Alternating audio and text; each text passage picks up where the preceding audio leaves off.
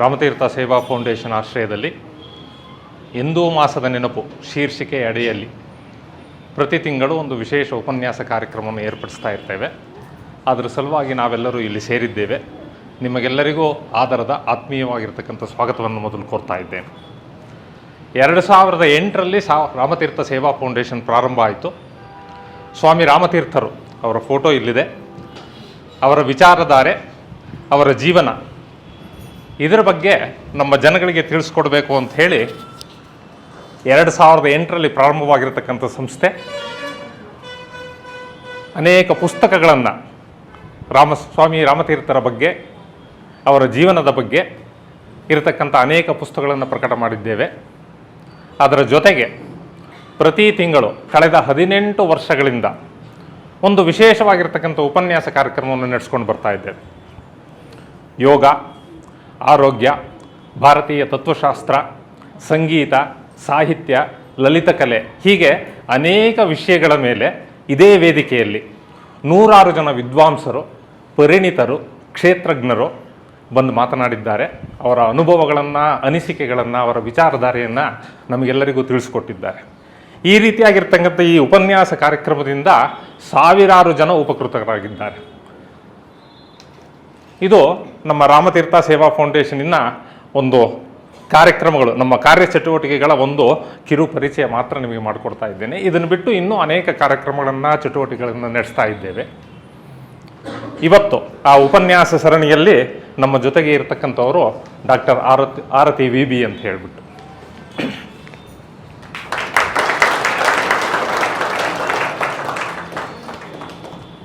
ಅವರ ಪರಿಚಯ ಮಾಡಿಕೊಟ್ಟಂಥದ್ದು ಸ್ವಲ್ಪ ಕಷ್ಟದ ಕೆಲಸ. ಯಾಕೆ ಅಂತ ಹೇಳಿದರೆ ಅವರದ್ದು ಬಹುಮುಖ ಪ್ರತಿಭೆ, ಅವರ ಸಮಗ್ರ ಪರಿಚಯ ಸಾಧ್ಯ ಆಗಲ್ಲ. ಆದರೆ ಒಂದು ಕಿರು ಪರಿಚಯವನ್ನು ಮಾಡಿಕೊಡ್ಲಿಕ್ಕೆ ಒಂದು ಪ್ರಯತ್ನ ಪಡ್ತೀನಿ. ಸಂಸ್ಕೃತದಲ್ಲಿ ಸ್ನಾತಕೋತ್ತರ ಮತ್ತು ಡಾಕ್ಟರೇಟ್ ಪದವಿಯನ್ನು ಪಡೆದಿದ್ದಾರೆ. ಜೊತೆಗೆ ಸಂಗೀತದಲ್ಲಿ ಸ್ನಾತಕೋತ್ತರ ಪದವಿಯನ್ನು ಪಡೆದಿದ್ದಾರೆ. ಭಾರತೀಯ ವಿದ್ಯೆಗಳು ಏನಿದೆ ಅದರ ಕಲಿಕೆ ಮತ್ತು ಅಧ್ಯಯನದ ಕೇಂದ್ರವಾಗಿರ್ತಕ್ಕಂಥ ವಿಭು ಅಕಾಡೆಮಿ ಅಂತ ಹೇಳಿ ಅದರ ಸಂಸ್ಥಾಪಕ ಮುಖ್ಯಸ್ಥರು. ಅದರ ಜೊತೆಗೆ ದಯಾನಂದ ಸಾಗರ್ ಯೂನಿವರ್ಸಿಟಿನಲ್ಲಿ ವಿಶೇಷ ಆಹ್ವಾನಿತ ಪ್ರಾಧ್ಯಾಪಕರಾಗಿಯೂ ಕೂಡ ಕೆಲಸ ಮಾಡ್ತಾ ಇದ್ದಾರೆ. ಅದರ ಜೊತೆಗೆ ಅವರು ಆಪ್ತ ಸಲಹೆಗಾರರು. ಈ ಆಪ್ತ ಸಲಹೆಗಾರರಾಗ್ಬಿಟ್ಟು 100 ವ್ಯಕ್ತಿತ್ವ ವಿಕಸನ ಶಿಬಿರಗಳನ್ನು, ಕಾರ್ಯಾಗಾರಗಳನ್ನು ನಡೆಸಿಕೊಟ್ಟಿದ್ದಾರೆ. ಅದಲ್ಲದೆ ಅವರು ಅತ್ಯುತ್ತಮ ವಾಗ್ಮಿ. ಅದು ಹೇಗೆ ಏನು ಅಂತ ಹೇಳಿ ನೋಡ್ತೀವಿ ನಾವು. ಅದ್ರ ಜೊತೆಗೆ ಬರಹಗಾರರು, ಅಂಕಣಗಾರರು, ಕವಯತ್ರಿ, ಸಂಗೀತ ಕಲಾವಿದೆ, ಇನ್ನೂ ಒಂದು ಸ್ವಲ್ಪ ಇದೆ, ಪೇಂಟಿಂಗ್ ಕೂಡ ಮಾಡ್ತಾರೆ ಅವರು.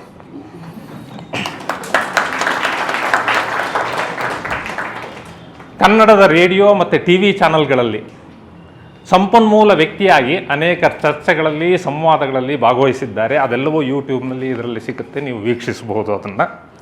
ಅದರ ಜೊತೆಗೆ ಕನ್ನಡದಲ್ಲಿ ಒಂದು ಗಾದೆ ಇದೆ, ದೇಶ ಸುತ್ತು ಕೋಶ ಓದು ಅಂಥೇಳಿ. ಹಾಗಾಗಿ ಹಲವಾರು ದೇಶಗಳನ್ನು ಸುತ್ತಿದ್ದಾರೆ, 100 ಕೋಶಗಳನ್ನು, ಪುಸ್ತಕಗಳನ್ನು ಅಧ್ಯಯನ ಮಾಡಿದ್ದಾರೆ. ಗಂಭೀರವಾಗಿರ್ತಕ್ಕಂಥ ಅಧ್ಯಯನವನ್ನು ಮಾಡಿದ್ದಾರೆ. ಇಷ್ಟಲ್ಲದೆ ಅನೇಕ ಸ್ವಯಂ ಸೇವಾ ಸಂಸ್ಥೆಗಳ ಜೊತೆಗೆ ಆ ಸಂಸ್ಥೆಗಳಲ್ಲಿರ್ತಕ್ಕಂಥ ಕಾರ್ಯಚಟುವಟಿಕೆಗಳಲ್ಲಿ ತಮ್ಮನ್ನು ತಾವು ತೊಡಗಿಸಿಕೊಂಡಿದ್ದಾರೆ. ಎಲ್ಲ ಸಂಸ್ಥೆಗಳು ಒಂದು ಸಾಮಾಜಿಕ ಹಿತರಕ್ಷಣಾ ಕೆಲಸಗಳನ್ನು ಮಾಡ್ತಕ್ಕಂಥ ಒಳ್ಳೆಯ ಸಂಸ್ಥೆಗಳು. ಆ ಸಂಸ್ಥೆಗಳ ಜೊತೆಗೆ ಅವುಗಳ ಸಹಯೋಗದಲ್ಲಿ ಅನೇಕ ಸಾಮಾಜಿಕ ಕಾರ್ಯಚಟುವಟಿಕೆಗಳನ್ನು ನಡೆಸಿಕೊಟ್ಟಿದ್ದಾರೆ.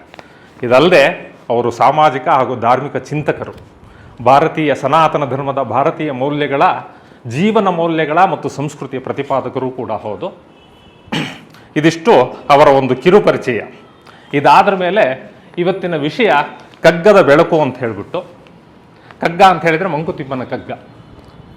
1943ರಲ್ಲಿ ಮೊದಲು ಪ್ರಕಟವಾಗಿರ್ತಕ್ಕಂಥ, ಸುಮಾರು 945 ಪದ್ಯಗಳು ಇರತಕ್ಕಂಥ D.V. ಗುಂಡಪ್ಪನವರ ಒಂದು ಸಾಹಿತ್ಯ ಕೃತಿ. ಅದು ಕೇವಲ ಒಂದು ಉತ್ತಮ ಕಾವ್ಯ ಅಲ್ಲ, ಅದೊಂದು ಜೀವನ ಧರ್ಮದರ್ಶನ, ವೇದಾಂತ ಸಾರ ಸಂಗ್ರಹ, ಕನ್ನಡದ ಭಗವದ್ಗೀತೆ, ಹೀಗೆಲ್ಲ ವಿಮರ್ಶಕರು ಅದನ್ನು ಗುರುತಿಸಿದ್ದಾರೆ. 1943ರಲ್ಲಿ ಮೊದಲು ಪ್ರಕಟವಾಗಿದ್ದು, ಅಲ್ಲಿಂದ ಲಕ್ಷಾಂತರ ಪ್ರತಿಗಳು ಅದರದ್ದು ಮಾರಾಟ ಆಗಿದೆ. ಲಕ್ಷಾಂತರ ಉಪನ್ಯಾಸಗಳು ನಡೆದಿದೆ. ಕಗ್ಗದ ತಾತ್ಪರ್ಯದ ಬಗ್ಗೆ, ಕಗ್ಗದ ಅರ್ಥದ ಬಗ್ಗೆನೇ ವಿವರಣೆಗಳಿರ್ತಕ್ಕಂಥ 10 ಪುಸ್ತಕಗಳು ಬಿಡುಗಡೆಯಾಗಿದೆ.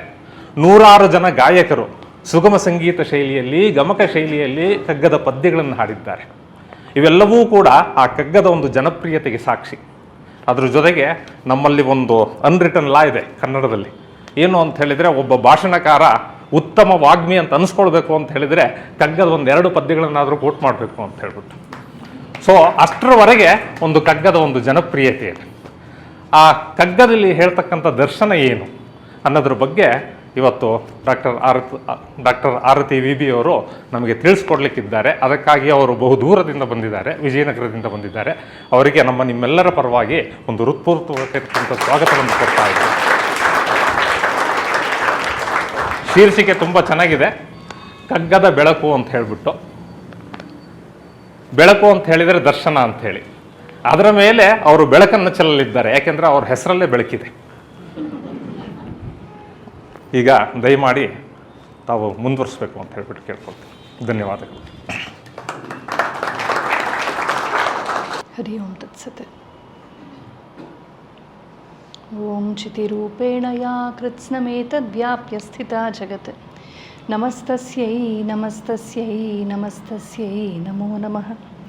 ಸದಾಶಿವಸಮಾರಂಭಾಂ ಶಂಕರಾಚಾರ್ಯಮಧ್ಯಮಾಂ ಅಸ್ಮದಾಚಾರ್ಯಪರ್ಯಂತಾಂ ವಂದೇ ಗುರುಪರಂಪರಾಂ. ಎಲ್ರಿಗೂ ನಮಸ್ಕಾರ.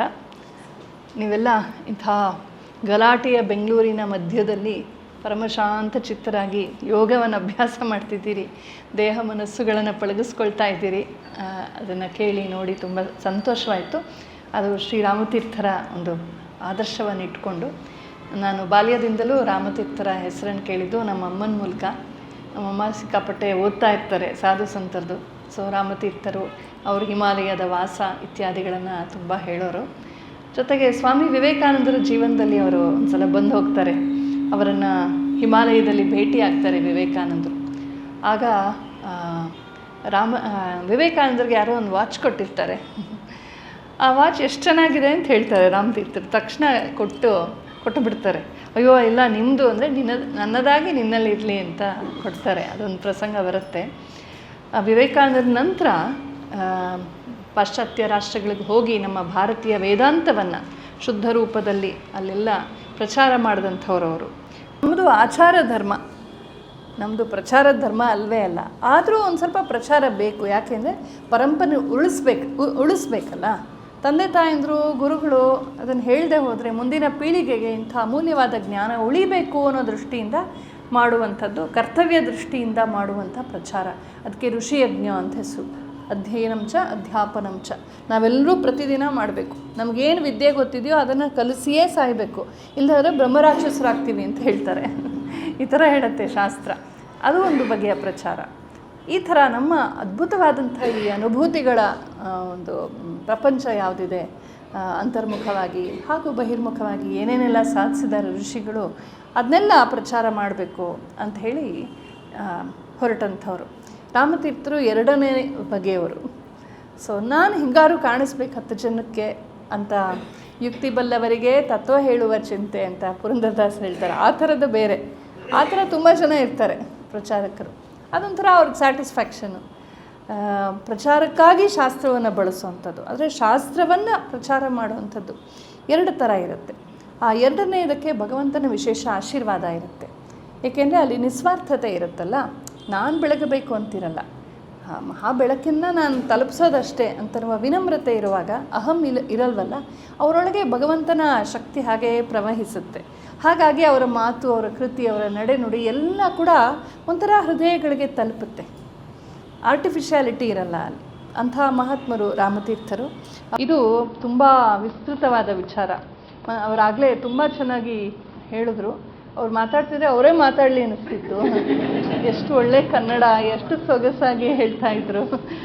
ಕಗ್ಗದ ಬಗ್ಗೆ 4 ವಾಕ್ಯದಲ್ಲಿ ಸಂಪೂರ್ಣ ಹೇಳ್ಬೇಕು, ಅದನ್ನು ಹೇಳಿ ಮುಗಿಸ್ಬಿಟ್ರು ಅವರು. ನಿಜಕ್ಕೂ ಎಲ್ಲರೂ ಹೇಳೋ ಹಾಗೆ ಇದು ಜೀವನ ದರ್ಶನ ಹೌದು, ವೇದಾಂತ ದರ್ಶನ ಹೌದು, ಮತ್ತು ಕನ್ನಡದ ಭಗವದ್ಗೀತೆ ಹೌದು. ಎಷ್ಟೋ ಉಪನಿಷತ್ತುಗಳ ಸಾರ ಮತ್ತು ಪುರಾಣಗಳ, ರಾಮಾಯಣ ಮಹಾಭಾರತಗಳ, ಕಾವ್ಯಗಳ, ನಾಟಕಗಳ ಮತ್ತು ನಮ್ಮ ಜೀವನದ ನಮ್ಮದೇ ಅಬ್ಸರ್ವೇಷನ್ಸ್, ನಮ್ಮದೇ ಒಂದು ಅನುಭವ ಎಲ್ಲವನ್ನೂ ಒಟ್ಟಾರೆ ತೆಗೆದು ಅದರಲ್ಲಿ ಬೆಸ್ಟ್ ಅಂಶಗಳನ್ನು ಸೇರಿಸಿ ಕಗ್ಗ ಮಾಡಿಟ್ಟಿದ್ದಾರೆ. ಕಗ್ಗದ ಪ್ರಾರಂಭದಲ್ಲಿ ಒಂದು ಕಥೆ ಬರುತ್ತೆ. ಕಗ್ಗದ ಕಥೆ ಅಂತ ಹೇಳಿ.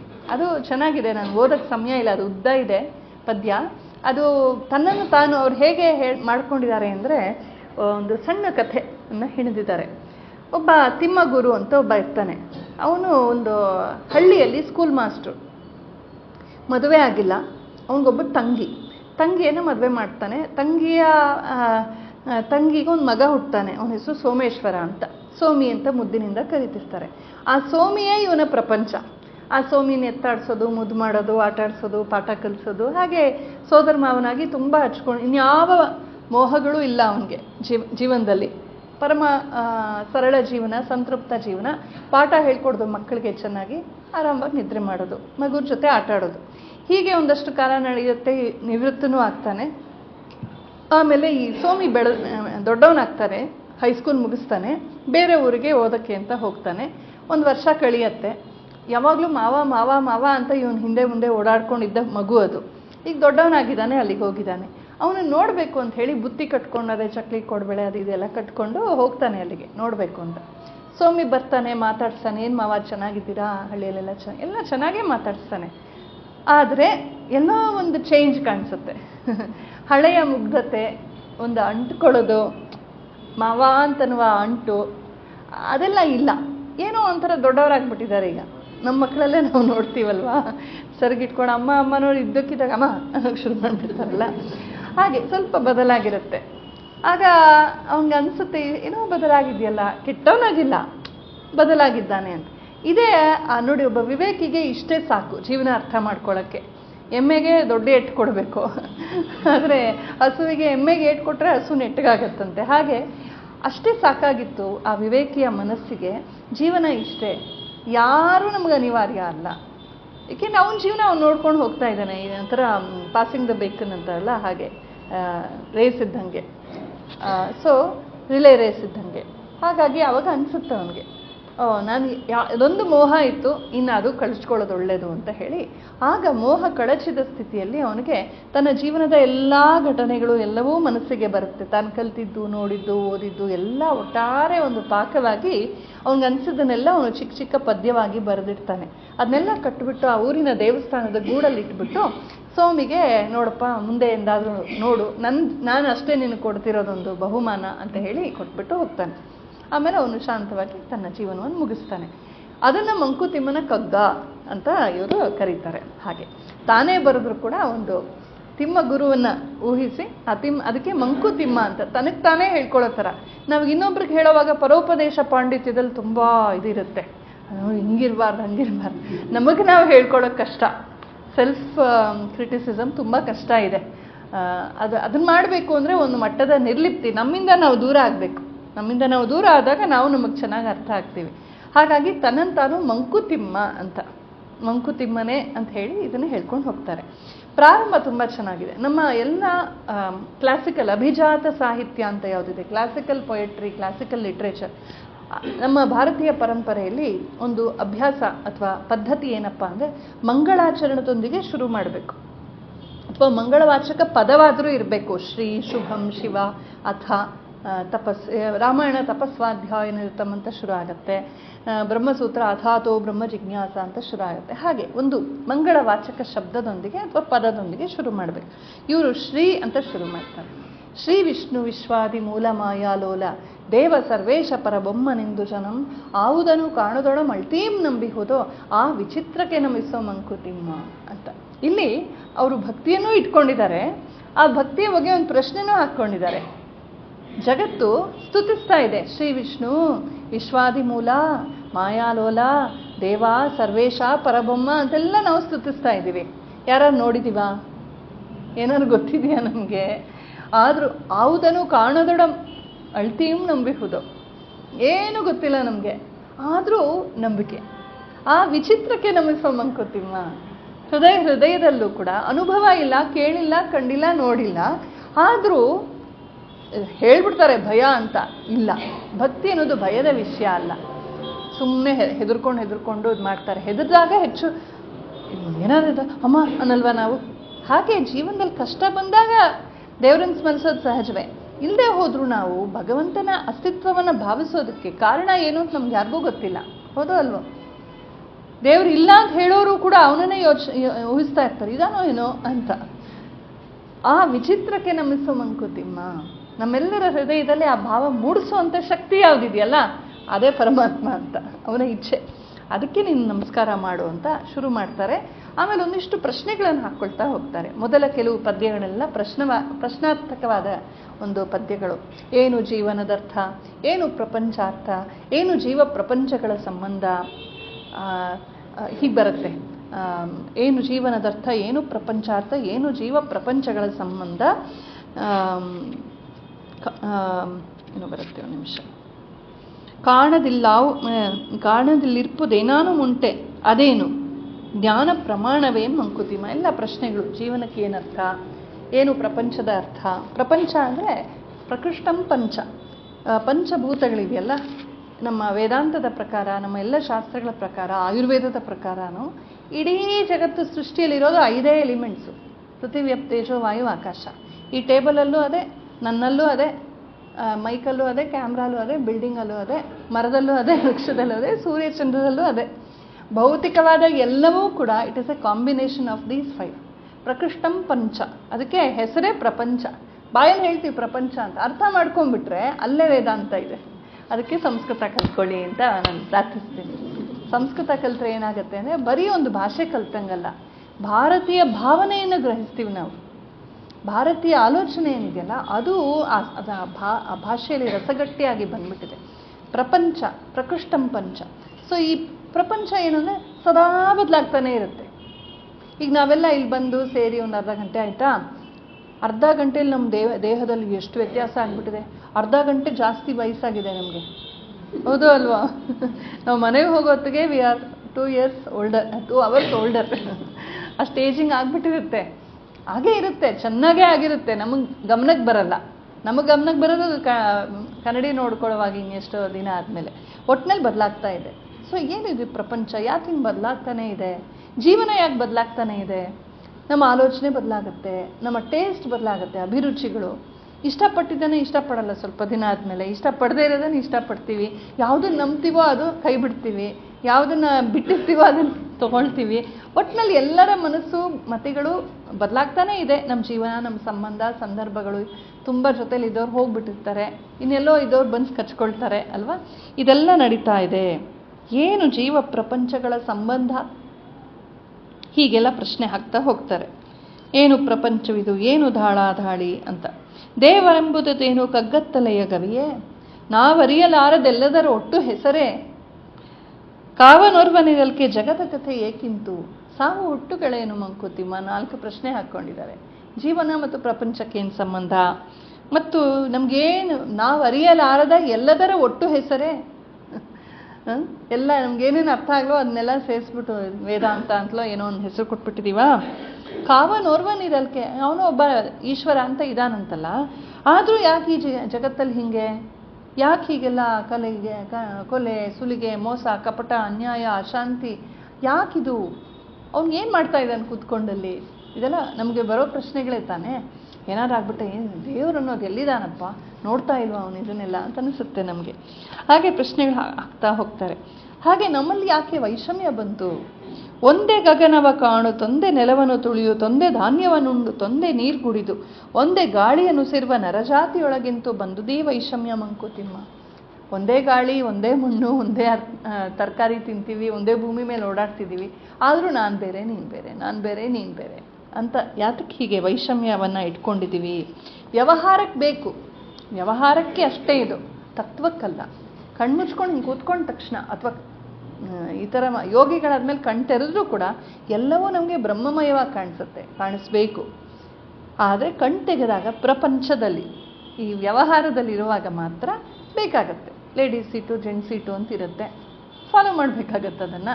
ಚಿಕ್ಕ ಮಕ್ಕಳು ಆ ಕೈ ಹಿಡ್ಕೊಂಡು ನಡೆಸ್ಕೊಂಡು ಹೋಗಬೇಕಾಗತ್ತೆ. ಎಲ್ಲ ಒಂದೇ ಅಂತ ಮಗುನ ಬಿಟ್ಬಿಟ್ರೆ ರೋಡಲ್ಲಿ ಅಲ್ವಾ?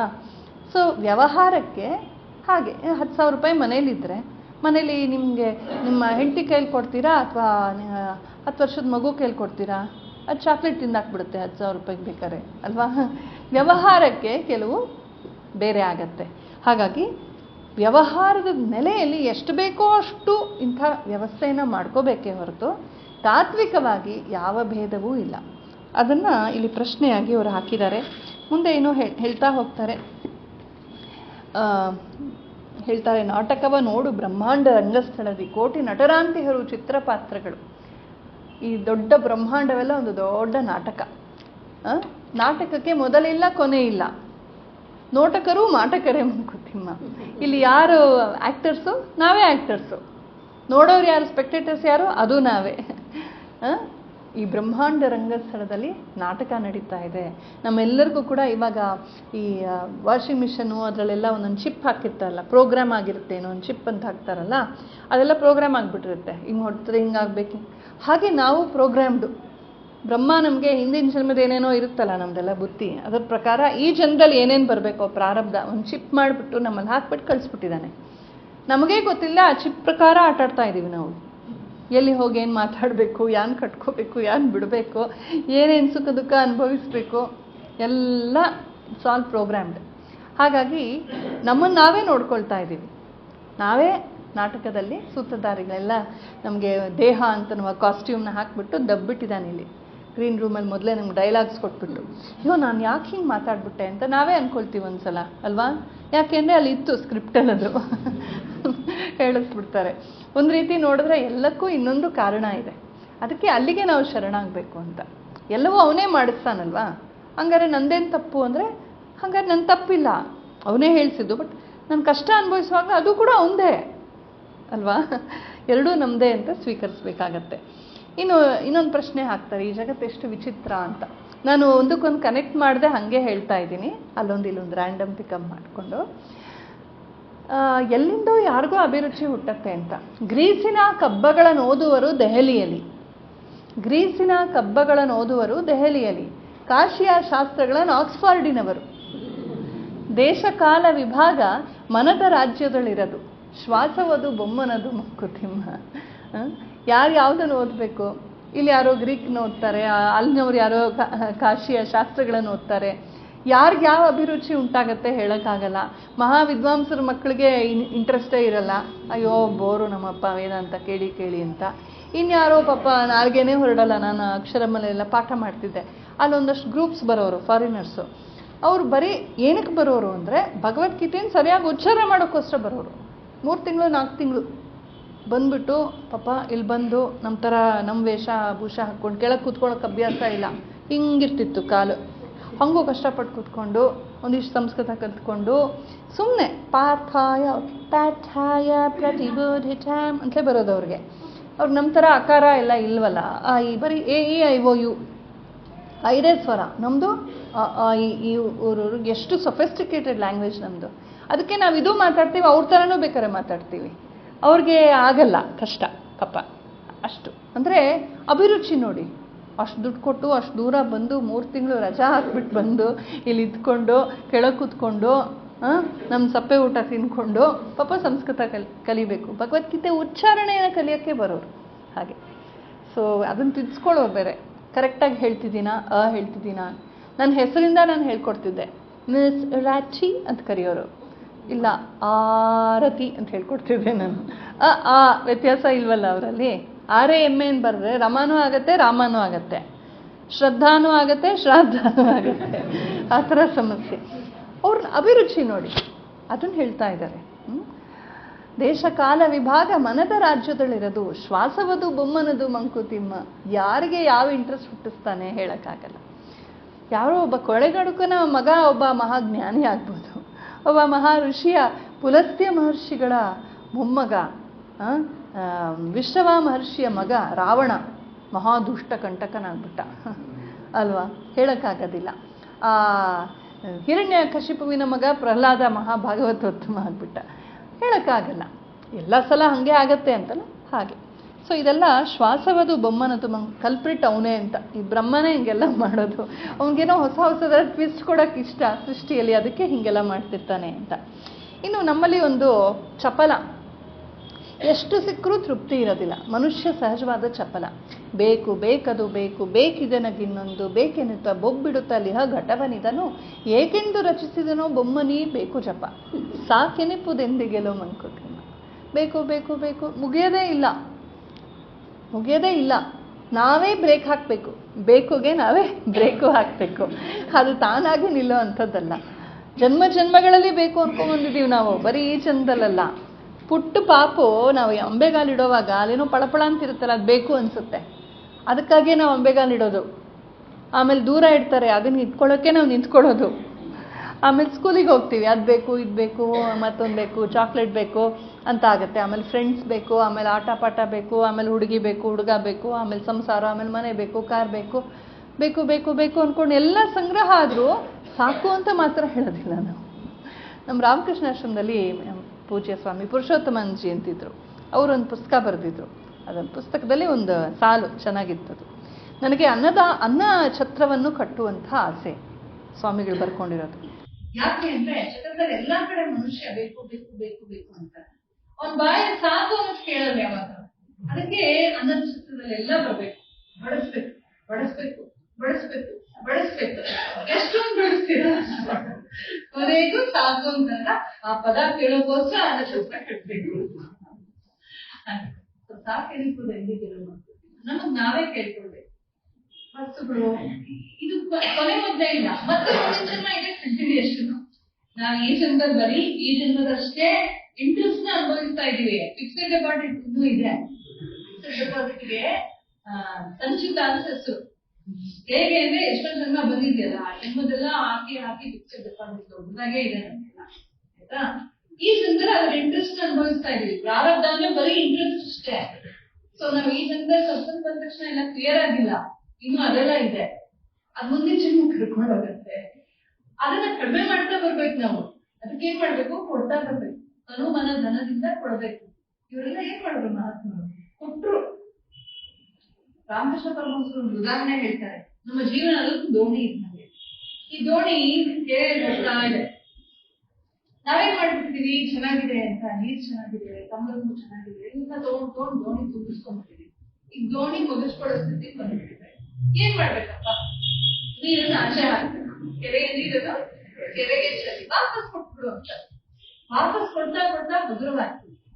ಈ ಜನ್ಮದಲ್ಲಿ ಕೊಡೋದಲ್ಲದೆ ಹಿಂದಿದ್ದೇನೆ ನಿಜ ಕೊಟ್ಟು ಏನೇನ್ ಸಾಧ್ಯವೋ ಕೊಟ್ಬಿಡ್ಬೇಕು. ಏನಪ್ಪ ಹಿಂಗ್ ಹೇಳ್ಬಿಟ್ಟು ಅಲ್ವೇ ನಾವ್ ಇಟ್ಕೊಳೋದ್ ಬೇಡವಾ ಅಂತ ಅನ್ನಿಸ್ಕೊಡು. ಎಷ್ಟು ಸಾಧ್ಯವೋ ಅಷ್ಟು ಕೊಡೋಕ್ ಶುರು ಮಾಡಿ. ಕೊಡ್ತಾ ಕೊಡ್ತಾ ನಮ್ಗೆ ಒಂದ್ಸಲ ಆನಂದ ಸಿಗ್ತದೆ. ಪ್ರೀತಿ ಕೊಡ್ಬೋದು, ಸಲಹೆ ಕೊಡ್ಬೋದು, ಸಮಯ ಕೊಡ್ಬೋದು. ದುಡ್ಡೊಂದೇ ಅಂತಲ್ಲ, ತನು ಮನ ಧನ. ತನುವಿನ ಕೆಲವೊಂದು ಜಂಕಾನ ಹಾಕ್ಬೋದು, ಎಲ್ಲೋ ಏನೋ ಸ್ನಾನ ಮಾಡ್ಬೋದು. ಅಲ್ಲೇನೋ ಗಾಡಿ ಹೋಗ್ತಿರ್ತೀವಿ, ಲೀಕಿಂಗ್ ಟ್ಯಾಪ್ ಇರುತ್ತೆ, ನೋಡ್ಕೊಂಡು ಸುಮ್ಮನೆ ಹೊರಟೋಗ್ತೀವಿ. ಎಲ್ಬಿಟ್ಟು ನಿಲ್ಸ್ಕೊತಾನೆ, ಅದೊಂದು ಸೇವೆನ. ಮಠ ಮಂದಿರಗಳ ಸೇವೆ ಮಾಡ್ಬೋದು, ಪ್ರಸಾದ ಹಂಚ್ಬೋದು. ಎಲ್ಲ ಪ್ರಸಾದ ತಗೊಳಕ್ಕೆ ನಿಂತ್ಕೊಂಡ್ಬಿಡ್ತಾರೆ ಜಾಸ್ತಿ ಜನ. ನಮ್ಮ ಹಿಂದೂಗಳ ಹಾಳಾಗಿರೋದು ಅದಕ್ಕೆ. ಬೆಳಗ್ಗೆ 9 ಗಂಟೆಗೆ ಚಂಡಿ ಹೋಮ ಶುರು ಅಂತ ಹೇಳಿರ್ತಾರೆ. ಚಂಡಿ ಹೋಮ ಮಾಡಿಸೋರು ಪುರೋಹಿತರು ಮಾತ್ರ ಇರ್ತಾರೆ. ಈಗ ಅವರೆಲ್ಲ ಚಂಡಿ ಹೋಮ ಇದೆ ಅಂತ ಹೇಳ್ಕೊಂಡು 12 ಗಂಟೆ ಬರ್ತಾರೆ ಮನೆಯಿಂದ. ಬಂದು ಹಿಂಗೆ ಅಂದ್ಬಿಟ್ಟು ಮಂಗಳಾರತಿ ಪೂರ್ಣಾವತಿ ಹೊತ್ತಿಗೆ ಬಂದ್ಬಿಟ್ಟು ಹೋಗಿ ಕ್ಯೂ ಅಲ್ಲಿ ನಿಂತ್ಕೊಂಡ್ಬಿಡ್ತಾರೆ ಪ್ರಸಾದ. ಇದು ಹೌದು ತಾನೆ? ಇದರಿಂದಲೇ ನಾವು ವೀಕನ್ ಆಗ್ತಿರೋದು. ಬೆಳಗ್ಗೆ 9 ಗಂಟೆಗೆ ಚಂಡಿ ಹೋಮ ಅಂದರೆ 6 ಗಂಟೆಗೆ ಹೋಗಬೇಕು. ಅಲ್ಲಿ ಏನೇನು ಸಾಧ್ಯವೋ ಗುಡಿಸಿ ಮಾಡಿ, ಚಮಕಾನ ಹಾಕಿ, ಮತ್ತೊಂದು ಕೆಲಸ ಮಾಡಿ, ತೋರಣ ಕಟ್ಟಿ ಸಹಾಯ ಮಾಡಬೇಕು. ಭಗವಂತ ನೋಡ್ತಾ ಇರ್ತಾನೆ. ಅದು ನಾವು ಮಾಡಬೇಕಾದ್ದು. ನಮ್ಮ ಹಿಂದೆ ನಮ್ಮ ತಾಯಿಂದ್ರೆಲ್ಲ ಹಂಗೆ ತಾನೇ ಮಾಡ್ತಿದ್ರು. ಯಾರ ಮನೇಲಿ ಮದುವೆ ಆದರೂ ಎಲ್ಲ ಹೋಗೋರು ಪಾಪ. ಇವಾಗ ಏನಿಲ್ಲ, ಕಾಂಟ್ರಾಕ್ಟ್ ಕೊಟ್ಬಿಟ್ಟು ಮನೆಯವರು ಆರಾಮಾಗಿ ಕೂತಿರ್ತಾರೆ ಅಲ್ವಾ? ಹಾಗೆ ಸದ್ಯ ಹುಡುಗ ಹುಡುಗಿ ಮಾತ್ರ ಕಾಂಟ್ರಾಕ್ಟ್ ಕೊಟ್ಟಿಲ್ಲ, ಎಲ್ಲಾನು ಕಾಂಟ್ರಾಕ್ಟು. ಸೊ ಸೇವೆ, ತನು ಮನ ಧನ. ನನ್ನ ಹತ್ರ ತನುವಿನ ಸೇವೆ ಮಾಡೋಕ್ಕೂ ಆಗಲ್ಲ, ಕೈಲಾಗಲ್ಲ, ದುಡ್ಡು ಇಲ್ಲ. ಮನ ಸರ್ವೇ ಭವಂತು ಸುಖಿನಃ ಅಂತ ಒಂದು ಕಡೆ ಉತ್ಕಟವಾಗಿ ಹೇಳ್ಬೋದು. ನಾವು ಸಲಹೆ ಕೊಡ್ಬೋದು, ಮಾರ್ಗದರ್ಶನ ಕೊಡ್ಬೋದು. ಯಾರಿಗೋ ಏನೋ ಒಂದು ನಮ್ಮ ಕೆಲಸವ್ರ ಮಗನಿಗೇನೋ ಸಮ್ ಬರಲ್ಲ, ಒಂದು ಸಮ್ ಹೇಳ್ಕೊಡ್ಬೋದು, ಏನೋ ಒಂದು ಫೀಸ್ ಕೊಡ್ಬೋದು, ಏನೋ ಒಂದು ಸಹಾಯ ಮಾಡ್ಬೋದು. ಹೀಗೆ ಮಾಡ್ತಾ ಮಾಡ್ತಾ ಮಾಡ್ತಾ ಸಾಕು ಅನ್ನೋದು ನಮಗೆ ಸಹಜವಾಗಿ ಬರುತ್ತೆ. ಅದು ಯಾವಾಗ ಬರುತ್ತಪ್ಪ ಅಂತ ಇಲ್ಲಿ ಪ್ರಶ್ನೆ ಹಾಕ್ತಾ ಇದ್ದಾರೆ. ಇನ್ನು ಹೇಳ್ತಾರೆ, ನಮ್ಮ ಜೀವನ ಹೇಗೆ ಅಂದರೆ ಬುಗುರಿ ಥರ ಅಂತ. ಬುಗುರಿ ಥರನೇ ಅಂತ. ತಿರುಗಿ ತಿರುಗುತ್ತೆ ಬುಗುರಿ ತಾನೇ ಸೋತು, ತಿರೆಗುರುಳುವುದು ತನ್ನ ಬಲವ ತಾಂ ಕಳೆದು. ನರನು ಮಂತೆಯೇ ಸುತ್ತಿ ಸುತ್ತಿ ಕಡೆಗೊಂದು ದಿನ ತಿರುವನಸ್ತಿಯ ಧರೆಗೆ ಮಂಕುತಿಮ್ಮ. ಬುಗುರಿ ಹಿಂಗೆ ತಿರುಗುತ್ತೆ ಅಲ್ವಾ, ಫಾಸ್ಟಾಗಿ ತಿರುಗುತ್ತೆ. ಆಮೇಲೆ ಸ್ಲೋ ಆಗಲೇಬೇಕು. ಎಷ್ಟು ಫಾಸ್ಟಾಗಿ ಹೋದರೂ ಜಾಸ್ತಿ ಹೊತ್ತು ಫಾಸ್ಟಾಗಿ ಹೋಗ್ಬೋದೇನೋ, ತುಂಬ ಎಕ್ಸ್ಪರ್ಟ್ ಅವ್ರು ಬಿಟ್ಟರೆ. ಆಮೇಲೆ ತಿರುಗುತ್ತೆ ಬುಗುರಿ ತಾನೇ ಸೋತು ತಿರೆಗುರುಳುವುದು ತನ್ನ ಬಲವತಾಂ ಕಳೆದು ನರನು ಮಂತೆಯೇ ಸುತ್ತಿ ಕಡೆಗೊಂದು ದಿನ ತಿರುವನಸ್ತಿಯ ಧರೆಗೆ ಮಂಕುತಿಮ್ಮ. ಯಾರೇ ಆಗಲಿ, ರಾಮನೂ ಒಂದಿನ ಹೋದ, ಕೃಷ್ಣನೂ ಹೋದ, ಬುದ್ಧ ಹೋದ, ವಿವೇಕಾನಂದರು ಹೋದರು. ಸಿಂಹ ಗರ್ಜನೆ ಮಾಡಿದ ವಿವೇಕಾನಂದರು ಸುಮ್ಮನಾಗ್ಲೇಬೇಕಾಯಿತು. ಹಾಗಾಗಿ ಯಾರು ನಾವೆಲ್ಲ ಯಾವ ಲೆಕ್ಕ ಅಲ್ವಾ? ಹಾಗಾಗಿ ಒಂದು ದಿನ ನಾವು ಬಲವನ್ನು ಕಳ್ಕೊಂಡು ನಾವು ಅಸ್ಥಿಯ ಧರೆಗೆ ಹೋಗ್ತೀವಿ. ಅದಕ್ಕೆ ಪ್ರಿಪೇರ್ಡ್ ಆಗಿರ್ಬೇಕು. ಏನಪ್ಪ ಇಷ್ಟು ಡಿಫೀಟಿಸ್ಟ್ ಆಗಿ ಹೇಳಿದ್ರು ಅಂತ ಅನ್ಕೋಬಾರ್ದು. ವೇದಾಂತ ಇರೋದು ಡಿಫೀಟಿಸಮ್ ಆಗಿ ಅಲ್ಲಿ ಅಲ್ಲ, ನಮಗೇನೋ ಒಂಥರ ನಿರಾಶೆ ಹುಡ್ಸಕ್ಕಲ್ಲ, ರಿಯಾಲಿಟಿ ತಿಳ್ಕೊಳಕ್ಕೆ. ಇದು ರಿಯಾಲಿಟಿ, ಇದು ವಾಸ್ತವ. ಒಂದು ಹಣ್ಣನ್ನು ಹಿಂಗೆ ಇಟ್ಬಿಡಿ, ಚೆನ್ನಾಗಿರುತ್ತೆ, ಟೇಬಲ್ ಮೇಲೆ ಇಡ್ತೀವಿ, ಎಲ್ಲ ಮಾಡ್ತೀವಿ, ಅದಕ್ಕೋಸ್ಕರ ಅದು ಬೌಲು ಅಷ್ಟು ಚೆನ್ನಾಗಿರುತ್ತೆ, ಎಲ್ಲ ಜೋಡಿಸಿರ್ತೀವಿ. ಎಷ್ಟು ದಿನ ಇಡ್ತೀರಾ? ಬೌಲ್ ಏನಾಗಲ್ಲ, ಯಾಕೆಂದರೆ ಅದು ಆರ್ಟಿಫಿಷಿಯಲ್. ಇದು ಕೊನೆಗೊಂದಿನ ನೀವೇನು ಮಾಡಿಬಿಡಿ, ಚೆನ್ನಾಗೇ ನೋಡ್ಕೊಳ್ಳಿ, ಎಷ್ಟು ದಿನ ಇರುತ್ತಪ್ಪ ಅದು, ಹಾಗೇ ಮುದುರ್ಕೊಂಡು ಹೋಗುತ್ತಾ? ನಮ್ಮ ದೇಹನೂ ಅಷ್ಟೇ, ಒಂದಿನ ವಯಸ್ಸಾಗಲೇಬೇಕು. ಸೊ ಆ ವಾಸ್ತವವನ್ನು ಒಪ್ಕೊಂಡಾಗ ಏನಾಗುತ್ತೆ, ನಾವು ಇಲ್ಯೂಷನ್ಸಲ್ಲಿ ಇರಲ್ಲ. ಇವತ್ತು ಯಂಗ್ಸ್ಟರ್ಸ್ಗಿರೋ ಪ್ರಾಬ್ಲಮ್ ಅದು, ವಿತ್ ಡ್ಯೂ ರೆಸ್ಪೆಕ್ಟು. ಏನಪ್ಪ ಅಂತಂದರೆ ವಾಸ್ತವ ಬಿಟ್ಬಿಟ್ಟಿದ್ದಾರೆ, ಅನ್ರಿಯಲಿಸ್ಟಿಕ್ ಡ್ರೀಮ್ಸ್. ಸುಮ್ಮನೆ ಅವನು ಹೊರದುಂಬಿಸ್ಬಿಡ್ತಾರೆ. ವಾಸ್ತವ ಅಂತ ಒಂದಿರುತ್ತೆ, ನಾನು ಕಾನ್ಫಿಡೆಂಟ್ ಆಗಿರಬೇಕು, ನಾನು ಎಂಥೂಸಿಯಾಸ್ಟಿಕ್. ಕರೆಕ್ಟು, ಜೀವನ ಹಾಗೆ ಇರಲ್ಲಪ್ಪ. ನಾನು ಹೋಗೋ ಮಾರ್ಗ ಇದೆಯಲ್ಲ, ಅಲ್ಲಿ ಯಾರ್ಯಾರೋ ಏನೇನೋ ಅಂತಾರೆ, ಯಾರ್ಯಾರೋ ಏನೇನೋ ಮಾಡ್ತಾರೆ, ಐ ಡೋಂಟ್ ಕೇರ್ ಅಂತಲ್ಲ, ಐ ಡೂ ಕೇರ್ ಅನ್ಬೇಕು. ಎಲ್ಲವನ್ನೂ ನಾವು ಗಮನಿಸ್ಕೋಬೇಕಾಗತ್ತೆ. ದಿಸ್ ಎ ಲೆಸನ್, ಎಲ್ಲರಲ್ಲೂ ಒಂದು ಪಾಠ ಇರುತ್ತೆ. ಹಾಗಾಗಿ ಮತ್ತೆ ಅನ್ರಿಯಲಿಸ್ಟಿಕ್. ಇವಾಗ ಮದುವೆ ಅಂದರೆ ಏನು? ಸಿನಿಮಾ ನೋಡಿರ್ತಾರೆ, ಮದುವೆ ಆದ ತಕ್ಷಣ ಹುಡುಗನ ಹಿಂದೆ 100 ಜನ ಕುಣಿತಾ ಇರ್ತಾರೆ, ಹುಡುಗಿ ಹಿಂದೆ 100 ಜನ ಕುಣಿತಿರ್ತಾರೆ. ಓ ಅಂತ ಒಂದು ಸೀನ್ ಸ್ವಿಟ್ಜರ್ಲ್ಯಾಂಡಲ್ಲಿ, ಒಂದು ಸೀನು ಸಿಂಗಾಪುರಲ್ಲಿ, ಇನ್ನೊಂದು ಸೀನು ನಮ್ಮ ಬೆಂಗಳೂರಿನಲ್ಲಿ ಲಾಲ್ಬಾಗಲ್ಲಿ. ಇದೇ ಜೀವನ ಅಂತ ಅಂದ್ಕೊಂಡ್ಬಿಡ್ತಾರೆ. ಬಟ್ ಆ್ಯಕ್ಚುಲಿ ಮದುವೆ ಅನ್ನೋದು ಒಂದು ಕರ್ತವ್ಯ, ಒಂದು ಹೊಸ ಫೇಸ್ ಆಫ್ ಲೈಫ್. ಸೊ ವಾಸ್ತವವನ್ನು ತಿಳ್ಕೊಳ್ದೆ ಮಗು ಹುಟ್ಟುಬಿಡುತ್ತೆ, ಆಮೇಲೆ ಕೊಯ್ಯೋ ಅನ್ನತ್ತೆ. ಆವಾಗ ಅಮ್ಮ ಬೇಕು, ಅತ್ತೆ ಬೇಕು, ಎಲ್ಲರೂ ಬೇಕು. ಇವ್ರು ಮಾಲ್ ತಿರ್ಗೋಕ್ಕಾಗಲ್ವಲ್ಲ. ಹಿಂದಿನವರು ಪಾಪ ಜನ್ರೇಷನ್ ಅವ್ರ ಮಕ್ಕಳನ್ನೂ ನೋಡಿಕೊಂಡು, ಅವ್ರ ಹಿಂದಿನವ್ರನ್ನೂ ನೋಡಿಕೊಂಡು, ನಮ್ಮ ಮಕ್ಕಳು ನಾವು ಮಾಲ್ ತಿರುಗ್ತಾ ಇರಬೇಕು. I don't care, my life. ಇದರಿಂದ ಏನಾಗುತ್ತೆ, ಮಕ್ಕಳ ಜೊತೆ ಬಾಂಡಿಂಗೇ ಇರಲ್ಲ. ಅವ್ರು 14 ವರ್ಷ ಆದ ತಕ್ಷಣ ಐ ಡೋಂಟ್ ಕೇರ್ ಅಂತಾರೆ. ಅಯ್ಯೋ ಯಾಕೆ ಹೀಗೆ? ಸೊ ವಾಸ್ತವ ಅಂತ ಒಂದಿರುತ್ತಲ್ಲ, ರಿಯಾಲಿಟಿ ಆಫ್ ಲೈಫ್, ಅದನ್ನು ನಾವು ವಿ ಕಾಂಟ್ ನೆಗೆಟ್. ನಾವು ಮಾಡರ್ನೋ, ಏನ್ಷಿಯಂಟೋ, ಹಳಬರೋ, ಈ ಜನ್ರೇಷನೋ, ಮುಂದಿನ ಜನ್ರೇಷನ್, ಜೆನ್ಸಿನೋ, ಅದೆಲ್ಲ ನಾನ್ಸೆನ್ಸು. ಪ್ರಕೃತಿಗೆ ನಾವೆಲ್ಲ ಒಂದೇ. ನಮ್ಮ ಮನಸ್ಸು, ನಮ್ಮ ಮತಿ, ನಮ್ಮ ಕರ್ತವ್ಯಗಳು, ನಮ್ಮ ಜೀವನ, ಸಂಬಂಧಗಳು, ಇದೆಲ್ಲ ಪ್ರಕೃತಿ ಒಂದು ನಿಯಮದಲ್ಲಿ ನಡೆಸುತ್ತೆ. ಹಾಗಾಗಿ ಆ ಪ್ರಕೃತಿಯಲ್ಲಿ ವಾಸ್ತವ ಏನು? We age gracefully. ಆಯಾ ವಯಸ್ಸಿನಲ್ಲಿ ಆಯಾ ಕರ್ತವ್ಯ ಬರುತ್ತೆ, ಆಯಾ ವಯಸ್ಸಿನಲ್ಲಿ ಆಯಾ ಸುಖ ಬರುತ್ತೆ, ಆ ದುಃಖನೂ ಬರುತ್ತೆ, ಆಯಾ ಅನುಕೂಲನೂ ಇರುತ್ತೆ, ಆ ಪ್ರತಿಕೂಲಗಳು ಇರುತ್ತೆ ಅಲ್ವಾ? ಸೊ ಒಂದು ಕಾಲದಲ್ಲಿ ನಾವೆಲ್ಲ ಕೆಳಗೆ ಕೂತ್ಕೊಳ್ತಿದ್ವಿ, ಕೆಲವರು ಕೆಳಗೆ ಕೂತ್ಕೊಳ್ಳೋಕ್ಕಾಗಲ್ಲ. ಏನು ಮಾಡೋದು? ಪ್ರಕೃತಿ ಅಲ್ವಾ? ಅಯ್ಯೋ ಅಂತ ಗೊಳೋ ಅಂತ ಅಳ್ಬೇಕಾ? ಅಕ್ಸೆಪ್ಟ್ ಮಾಡ್ಕೋಬೇಕಾಗತ್ತೆ. ಸೊ ಕೆಲವು ರಿಯಾಲಿಟೀಸ್ನ ನಾವು ಅಕ್ಸೆಪ್ಟ್ ಮಾಡದೆ ಹೋದರೆ, ಯೂತೇ ಆಗಲಿ, ಜನ್ಸಿ ಆಗಲಿ, ಯಾರೇ ಆಗಲಿ, ನಾವೇನು ಸಾಧಿಸೋಕ್ಕಾಗಲ್ಲ ಜೀವನದಲ್ಲಿ. It's not A smooth road ahead. ತುಂಬ ಕಲ್ಲು ಮಣ್ಣುಗಳಿರುತ್ತೆ, ಎಲ್ಲರೂ ಬೈಕೊಂಡು ಹಳಿಕೊಂಡು ಹೋಗೋದಲ್ಲ. ಇದು ಜೀವನ, ನನ್ನ ಪಾಲಿಂದ, it's my cup of tea. ಈ ಥರದ ಒಂದು ಸ್ವೀಕಾರ ಇದೆಯಲ್ಲ, ಅದಕ್ಕಾಗಿ ವೇದಾಂತ ಇರೋದು. ಹಾಗಾಗಿ ಈ ಬುಗುರಿ ಥರ ನಾವು ಸೋಲ್ತೀವಿ ಅಂದ ತಕ್ಷಣ ಅಯ್ಯೋ ಹೌದಾ ಅಂತಂದರೆ ಅಯ್ಯೋ ಅನ್ಬೇಕಾಗಿಲ್ಲ. ಐಶ್ವರ್ಯ ರೈ ಕೂಡ ಅಜ್ಜಿ ಆಗಲೇಬೇಕತ್ತಾನೆ, ಅಷ್ಟೇ, ಆ್ಯಸ್ ಸಿಂಪಲ್ ಅಂತ. ನಾವು ಒಂದಿನ ವಯಸ್ಸಾಗ್ತೀವಿ, ಅದಕ್ಕೆ ರೆಡಿ ಆಗಿರೋಣ. ಮಕ್ಕಳು ನಮ್ಮ ಮಾತು ಕೇಳಲ್ಲ, ಮೊಮ್ಮಕ್ಕಳು ನಮ್ಮ ಮಾತು ಕೇಳಲ್ಲ. ಅವ್ರ ಲೈಫಿಗೆ ಅವ್ರು ಹಿಂಗಿದ್ದಾರೆ, ನಮ್ದು ಹಿಂಗೆ ಗ್ರಾಫ್ ಕೆಳಗೆ ಹೋಗ್ತಾ ಇದೆ. ನಾವೇನು ಮಾಡಬೇಕು? ಅಂತರ್ಮುಖವಾಗಬೇಕು. ಆನಂದ ಹೊರಗಡೆ ಇಲ್ಲ, ಒಳಗಡೆ ಇದೆ. ಒಳಗಡೆ ಕಂಡ್ಕೊಂಡ್ಬಿಟ್ರೆ ಯಾರಿರಲಿ ಇಲ್ದಿರಲಿ ನಮ್ಮ ಆನಂದಕ್ಕೆ ಯಾವತ್ತೂ ತೊಂದರೆ ಬರಲ್ಲ. ಈ ವಾಸ್ತವವನ್ನು ಇಲ್ಲಿ ನಮಗೆ ಗಮನ ಸೆಳೀತಾ ಇದ್ದಾರೆ. ಆಮೇಲೆ ಹೇಳ್ತಾರೆ, 3 ಥರ ಜನ ಇರ್ತಾರಂತೆ ಜಗತ್ತಲ್ಲಿ. ಅಪ್ಪಾಲೆ ತಿಪ್ಪಾಲೆ ತಿರುಗಿ ಬಿದ್ದವನೊಬ್ಬ, ಸ್ವಪ್ನ ಲೋಕದಿ ತೆರೆಯ ಮರೆತಾತನೊಬ್ಬ, ತಪ್ಪು ಸರಿಗಳ ತೂಕ ಒಳಿಯ ಕುಳಿತವನೊಬ್ಬ, ಬೆಪ್ಪನಾರ್ ಮೂವರಲ್ಲಿ ಮಂಕುತಿಮ್ಮ ಅಂತ 3 ಥರ ಜನ ಇರ್ತಾರಂತೆ. ಅಪ್ಪಾಲೆ ತಿಪ್ಪಾಲೆ ತಿರುಗಿ ಬಿದ್ದವನೊಬ್ಬ, ವರ್ಕೋಹಾಲಿಕ್ ಅಂತ, ರೆಸ್ಟ್ಲೆಸ್ಸು, ರಜೋಗುಣ ತುಂಬ ಜಾಸ್ತಿ ಆಗ್ಬಿಟ್ರಾಗ ಮನುಷ್ಯನಿಗೆ ಸುಮ್ಮನಿರೋಕ್ಕೆ ಆಗಲ್ಲ. ಏನೋ ಓಡಾಡ್ತಾನೆ ಇರಬೇಕೇನೋ ಮಾಡ್ತಾನೆ, ಸುಮ್ಮನಿರೋಕ್ಕೆ ಆಗಲ್ಲ. ನಮ್ಮ ಹಿಂದೆ ನಮ್ಮ ಗುರುಕುಲಗಳಲ್ಲಿ ಫಸ್ಟ್ ಟ್ರೈನಿಂಗ್ ಕೊಡ್ತಿದ್ದು ಸುಮ್ಮನಿರೋದಕ್ಕೆ. ಹಿಂಗೆ ಕೂಡಿಸ್ಬಿಡೋರು ಮಕ್ಕಳನ್ನ, ಸುಮ್ಮನೆ ಕೂತ್ಕೋ ಅಂತ. 5 ನಿಮಿಷ 10 ನಿಮಿಷ ಯೋಗ ಕ್ಲಾಸಿಗೆ ಬಂದು ನೀವು ಅದೇ ತಾನೇ ಕಲಿಯೋದು ಅಲ್ವಾ? ಎಷ್ಟು ಕಷ್ಟ ಅಲ್ವಾ? ಮೊದಲು ಸುಮ್ಮನೆ ಕೂತ್ಕೊಡೋದೇ ಕಷ್ಟ ಅಲ್ವಾ? ಅದು ಮತ್ತೆ ನಿಮ್ಮ ಯೋಗನೂ ಬೇಗನೂ ಮಾಡಿಸಲ್ಲ, ನಿಧಾನವಾಗಿ ಕೈ ಎತ್ತಿ ಅಂತಾರೆ. ಅಷ್ಟೊತ್ತಿಗೆ ಇಲ್ಲಿ ಹೊಟ್ಟೋಗಿರುತ್ತೆ, ಎಲ್ರಿಗೂ ಕೆಳಗಿದೆ ವಾಪಸ್ ಹಾಕ್ತೀವಿ. ನಿಧಾನವಾಗಿ ಉಸಿರಾಡಿ ಓಂಕಾರ ಹೇಳೋಣ, ಓಂ ಹೇಳೋ ಹೊತ್ತಿಗೆ ನಾವು 2 ಉಸಿರು ತೊಗೊಂಡ್ಬಿಟ್ಟಿರ್ತೀವಿ ನಾವು.